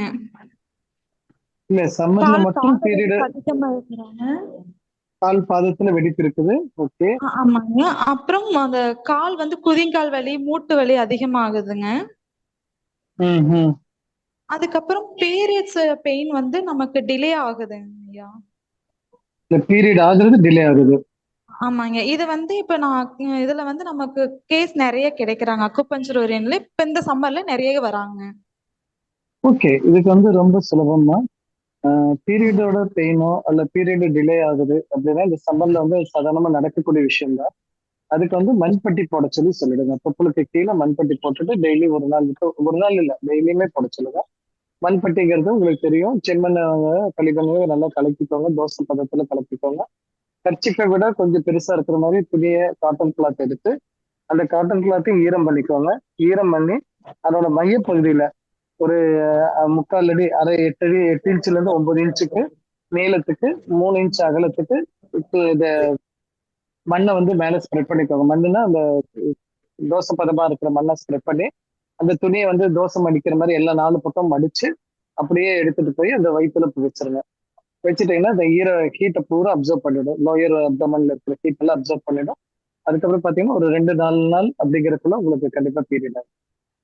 சூடுனால ஏற்பட்ட ஃபீவர் இது சூடுனால இந்த பீரியட் தள்ளி போச்சுன்னா இதை செய்ய சொல்லுங்க. கண்டிப்பா ரெமெடி கிடைக்கும்.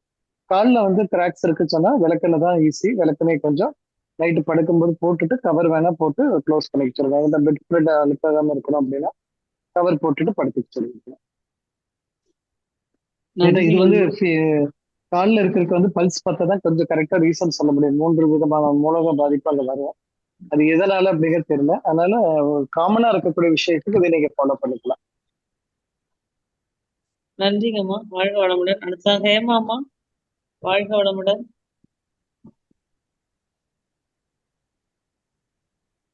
அம்மா பேசலாம். உங்க மைக் ஓபன் ஆயிடுச்சு.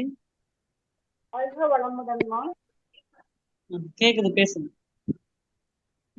இது மஞ்சள் சொன்னீங்களே, அந்த ரன்னிங் நோட்ஸ் அது இன்னொரு தடவை சொல்லுங்க. புரியல எனக்கு.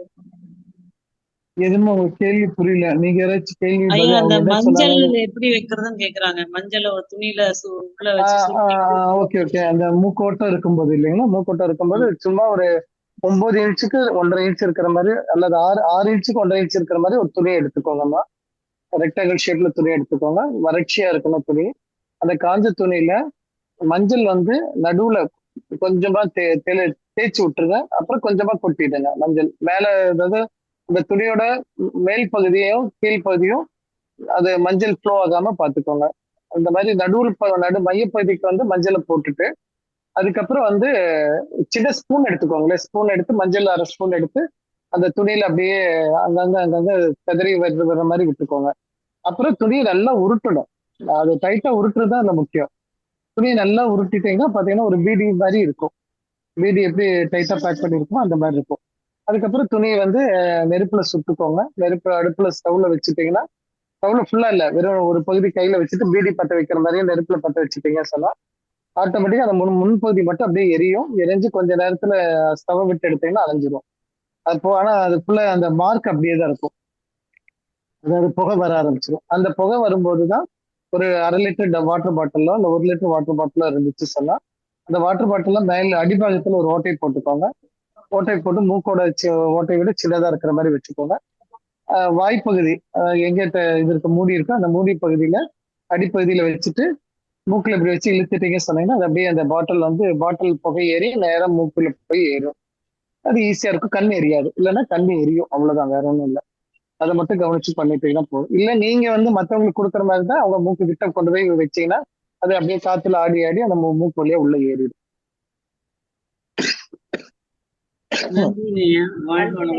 இந்த விரலி மஞ்சளை வந்து விளக்கண்ணில தொட்டு இது பண்றாங்களா, புகை பிடிக்கிறாங்களா, அதுவும் சேம் இதே தாங்களா? சேம் கான்செப்ட் தான்மா. அது விரலி மஞ்சள்னா நம்ம மக்கள் தேடுவாங்களே அப்படிங்கறதுக்காக நான் சிம்பிளா இருக்கிற மாதிரி சமையல் மஞ்சள் சொன்னேன். விரலி மஞ்சள் கிடைச்சிச்சுன்னா விரலி மஞ்சளை போட்டு தாராளமா இது பண்ணிக்கலாம். சரிங்க, நன்றிங்க. வாழ்க்கை அடுத்தது தேன்மொழி அம்மா. சார் வணக்கங்க சார். வணக்கம், சொல்லுங்க மேடம். மாம்பழ சீசன்ல வந்து மாம்பழம் எடுக்கும்போது ஒரு ஒருத்தருக்கு ஸ்கின் ப்ராப்ளம் வந்து அதிகமாகுதுன்னு சொல்றாங்கல்லங்க சார். அது வந்து சரிம்மா. ஹீட்டோட எஃபெக்ட் தானா என்னங்கிறது எனக்கு வேணும் சார். இல்ல, அது இன்னொரு அது doubt என்ன சொல்லுங்க. இன்னொரு டவுட் வந்து ஒரு குழந்தைக்கு 8 வயசு ஆகுதுங்க சார். இப்ப இந்த வெயில் காலம் ஸ்டார்ட் ஆனதுக்கு அப்புறம் காலையில எந்திரிச்சு யூரின் போகும்போது மட்டும் ஃபர்ஸ்ட் மஞ்சளா சளி மாதிரி வந்துட்டு அதுக்கப்புறம் தான் நார்மலா யூரின் போகுது. அந்த சளி மாதிரி வரும்போது மட்டும் லைட்டா பெயின் இருக்கு, எரிச்சல் இருக்கு அப்படின்னு சொல்றாங்க சார். ஆனா அது வந்து மார்னிங் டைம்ல தான் அதிகமா இருக்கு. திருப்பி போகும்போது நார்மல் ஆயிக்குது. மத்தியானம் ஈவினிங் அப்பெல்லாம் எந்த டிஸ்டர்பன்ஸும் இருக்கிறது இல்லைங்க சார். அதுக்கு என்ன குழந்தைக்கு என்ன வயசுமா? 8 வயசுங்க சார். 8 வயசா? ஓகே, கடத்து அடல்ட்டுக்குள்ள போற குழந்தை. ஓகே, அப்ப வந்து இவங்களோட அந்த குழந்தைக்கு வந்து நைட் உணவு மட்டும் ஒரு வாரம் கட் பண்ண சொல்லிடுங்க. சாப்பிட்றதா சரி இருந்தா 5:30 மணி 6க்குள்ள சாப்பிட சொல்லிடுங்க. அதுக்கப்புறம் இப்ப சீக்கிரம் மாதிரி இருந்ததுன்னா வெறும் இது சூப்பு மட்டும் சாப்பிட சொல்லுங்கம்மா. சரிங்க அந்த சார். குழந்தையோட அடல்ட் ஏஜ் சேஞ்ச் காமிக்குது, உடல் காமிக்குது. அதனால நைட் அது ப்ராசஸ் பண்றதுக்கு கொஞ்சம் பர்மிஷன் கொடுக்க, ஏன்னா எனர்ஜி கொடுக்க வேண்டியிருக்கு. அதனால ஒரு வாரம் முடிஞ்ச அளவுக்கு சாப்பாடு கொடுக்காம அதுக்கப்புறம் அந்த குழந்தைக்கு அது பிரச்சனை இருக்கா இல்லையாங்கிறத பார்க்க சொல்லிடுங்க. தேவைப்பட்டா நீங்க வந்து கிட்னில இருக்கக்கூடிய K7 பாயிண்ட் தாராளமா போட்டுக்கோங்க. K7 ஓகே பிளஸ் யூபில 67 புள்ளியும் கொடுக்க சொல்லிடுங்க. இது ரெண்டும் பார்த்துக்கலாம். அந்த சரிங்க சார். தம்பிக்கு குழந்தைக்கு அது பண்ணா போதுமானது. ஃபர்ஸ்ட் வேற என்ன சொல்லியிருந்தீங்க? ஃபர்ஸ்ட் கேஸ் சொல்லும்போது தோல்ல மட்டும் ஏதோ சொன்னீங்கன்னா இருக்கும்போது ஸ்கின் டிசீஸ் வந்து ஸ்கின்ல டிசீஸ் மாதிரி இல்லைங்க சார். கொப்பளமா அங்கங்க வருது இல்லைங்க சார். அந்த மாம்பழ அதுதான் அது சீசன் ரொம்ப அதிகமா மாம்பழ வரும். சீசன்ல அதுதான் மாம்பழ சீசன். மாம்பழம் சாப்பிட்டா வருதா இல்லை மாம்பழம் சாப்பிடாமையே வருதான்னு தெரியல. சப்போஸ் எதுவா இருந்தாலும் சரி, என் மாம்பழ பொண்ணுக்கே ஆக்சுவலா சீசன்ல இருந்துச்சுங்க சார். அவளுக்கு சின்ன குழந்தையில இருந்தே கொஞ்சம் மலச்சிக்கல் பிரச்சனை இருக்கு. அதான் நீங்க மாம்பழம் சாப்பிட்டு வந்துச்சு அப்படின்னா அந்த வந்த சமயத்துல மட்டும் மாம்பழத்தை ஒரு 2 நாள் நிறுத்திடுங்க, கொடுக்க வேண்டாம்.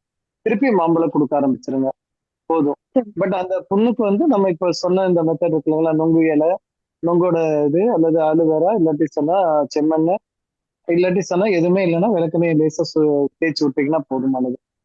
ஆட்டோமேட்டிக்கா ஓகேங்க அந்த 2 நாள் 3 நாள் தணிஞ்சிரும். தணிஞ்சதுக்கு அப்புறம் திருப்பி மாம்பழத்தை ஆரம்பிச்சிருங்க. ஆனா மாம்பழத்தை விட முடியாது. இதை மட்டும் சேஞ்ச் பண்ணி டைம் பிரேக் பண்ணிட்டு பண்ணிக்கலாம். ஓகேங்க சார். அந்த மாம்பழம் வந்து அந்த புண்ணு வர்றதுக்கும் மாம்பழமுக்கும் ஏதாவது கனெக்ஷன் இருக்காங்க சார்? அது இல்ல, சாப்பிடுறதுனால மாம்பழம் வந்து அதாவது இந்த பப்பாளி பழம் சாப்பிட்டா எனக்கு பீரியட் ஆயிடுது, பப்பாளி பழம் சாப்பிட்டா எனக்கு கருத்து கலைஞ்சிருச்சு சொல்லி இது சொல்லுவாங்க இல்லைங்களா. அது வந்து கொஞ்சம் ஃபோக்கஸிங் நாலேஜ் அதிகமா இருக்கிறதுனால அது கண்டிப்பா சொல்லதான் செய்யும். அதே மாதிரி இப்போ அது பாப்பாக்கு வந்து மாம்பழம் சாப்பிட்டு பண்ணுதுன்னு சொன்னா அது இன்னும் கொஞ்சம் வேகப்படுத்துதுன்னு அர்த்தம். இருக்குது, அதை கொஞ்சம் இன்னும் கொஞ்சம் வேகப்படுத்துது. அப்ப அதை வேகப்படுத்தும் போது நமக்கு ஒரு பிரேக் எடுக்கிறதுக்காக அந்த 3 நாள் சாப்பிட வேண்டாம். திருப்பி நார்மலா இருக்கப்போ திருப்பி கொடுங்க. திருப்பி அது வேகம் பண்ணும். திருப்பி இருந்தா பண்ணும், இல்லாட்டினா சரியாயிடும். இந்த மலையில ஃபர்ஸ்ட் நனையும் போது காய்ச்சல் வரும்பாங்க, அப்புறம் நனைஞ்சிட்டே இருந்தா காய்ச்சல் வராது. அது மாதிரி தான் இந்த கேட்டகரி. அதனால ஓகே மாம்பழத்தை விட வேணாம், முடிஞ்ச அளவுக்கு சேர்த்துக்கோங்க. ஓகேங்க சார். தேங்க்யூங்க சார். ஓகே.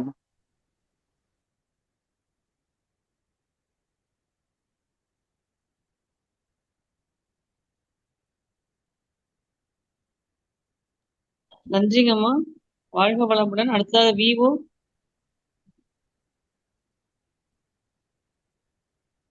அம்மா உங்களுக்கு அன்மியூட் கொடுத்துருக்கேன், நீங்க அன்மியூட் பண்ணிட்டு பேசுங்க. உங்களுக்கு அன்மியூட் பண்ணா தெரியல.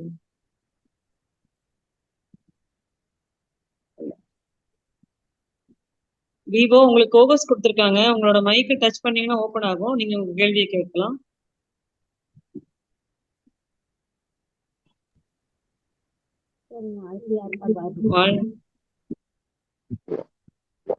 வாழ்க வளமுடன். விவோ அவங்க பேரும் போடல. விவோ உங்களுக்கு கோகஸ் கொடுத்துருக்காங்க. நீங்க மைக்கை டச் பண்ணிட்டு உங்களுக்கு கேள்விகளை கேட்கலாம். ஓகேங்க, அவங்களுக்கு தெரியலன்னு நினைக்கிறேன். நான் நிறைவு பண்ணிக்கலாம் ஐயா. பேஷண்ட்ல வெயிட் ஓகேங்க. இவ்வளவு நேரம் அன்பர்களின் கேள்விகளுக்கு மிக சிறப்பாக பதிலளித்த கீலர் மகேஷ்குமார் ஐயா அவர்களை மீண்டும் ஒரு முறை வாழ்த்து விடுவோம். கீலர் மகேஷ்குமார் ஐயா அவர்கள் வாழ்க வளமுடன். ஒரு அறிவிப்பு, அக்குபஞ்சர் பயிற்சி அடுத்த பேட்ச் வந்து ஜூன்ல தொடங்குறாங்க. அது கோயம்புத்தூர் மற்றும் சென்னையில ஜூன்ல தொடங்குறாங்க. விருப்பப்படும் அன்பர்கள் ஐயாவோட நம்பர் சேட் பாக்ஸ்ல போட்டிருக்கோம், நீங்க ஐயாவை கான்டாக்ட் பண்ணிக்கலாம். வாழ்க வளமுடன். ஐயா நீங்க ரிலீவ் ஆயிக்கலாம் ஐயா. நாங்க அறிவிப்புகள் சொல்லி நிறைவு செய்வோம். நன்றிம்மா, நன்றிம்மா, மிக்க நன்றி. பொறுமையாக இருந்து கேட்ட அனைத்து ஆனந்த யோக அன்பர்கள் அனைவருக்கும் மிக்க மிக்க நன்றி. மீண்டும் நாம் சந்திப்போம். இது இந்த ஒரு வருடம் படிச்சுட்டாங்க அப்படின்னா அவங்களோட எல்லா விதமான சந்தேகங்களும் கண்டிப்பா தீர்க்கப்படுகிறது. வயது வரம்பு கிடையாது. 10th படிச்சிருக்கணும் அப்படிங்கிறது யூனிவர்சிட்டியோட கண்டிஷனு. இல்ல எங்களுக்கு விருப்பம் தான் இருக்குது அப்படின்னா கூட யூனிவர்சிட்டி எக்ஸாமினேஷன் வேண்டாம்னா கூட படிப்பதற்கு எந்த வித லிமிடேஷனோ ரெஸ்ட்ரிக்ஷனோ நாங்க கொடுக்கறது இல்லை. வீட்டுக்கு ஒருவர் அல்ல இருவர் படிச்சுட்டாங்கன்னா போதும், நம்மளுடைய நோய்கள்ல இருந்து நம்ம பாதுகாத்துக்கலாம். எந்த விதமான நோயா இருந்தாலும் பயப்பட தேவையில்லை. மிகவும் அருமையாக அமைத்து கொடுத்து ஐயா இந்த கோர்ஸ் டீடைல் போஸ்ட் அனுப்பி விடுங்க, நான் குரூப்ல போட்டு ஷேர் பண்ணி. கண்டிப்பா கண்டிப்பாங்க. ஏன்னா பார்த்துட்டு இன்னும் ரெடி ஆகல, மே மாதங்கிறதால அடுத்த மாசம் போட்டுருவோம். இல்ல நான் ரெடி பண்ணணும் உடனே உங்களுக்கு அனுப்பி விட்டுறேங்க ஐயா. சரிங்க. நன்றி நன்றிங்க ஐயா. நன்றிங்க ஐயா. வாழ்க வளமுடன். வாழ்க வளமுடன். சில முக்கிய அறிவிப்புகள். தினமும் காலை 5 மணிக்கு நித்யானந்த தவம், அதனைத் தொடர்ந்து சிந்தனை துளிகள் ஞானாசிரியர் நன்மணி அவர்களால் வழங்கப்படுகிறது. வார நாட்களில் நித்யானந்த தவமும், வெள்ளிக்கிழமை கருமைய சாந்தி தவமும், சனிக்கிழமைகளில் ஆரோக்கிய தியானமும் நடைபெறும். நாளை மாலை தவத்தினை தொடர்ந்து அருள்நிதி சோமசுந்தரம் ஐயா அவர்கள் வழங்கும் ஜென் புத்தம் என்ற தலைப்பில் சிந்தனை உரை உள்ளது. வெள்ளிக்கிழமை மாலை தவத்தினை தொடர்ந்து ஜோதிட ஞானம் பகுதி 31வது பகுதி நடைபெறுகிறது. சனிக்கிழமை மற்றும் ஞாயிறு மாலை வகுப்புகள் எதுவும் நடைபெறாது.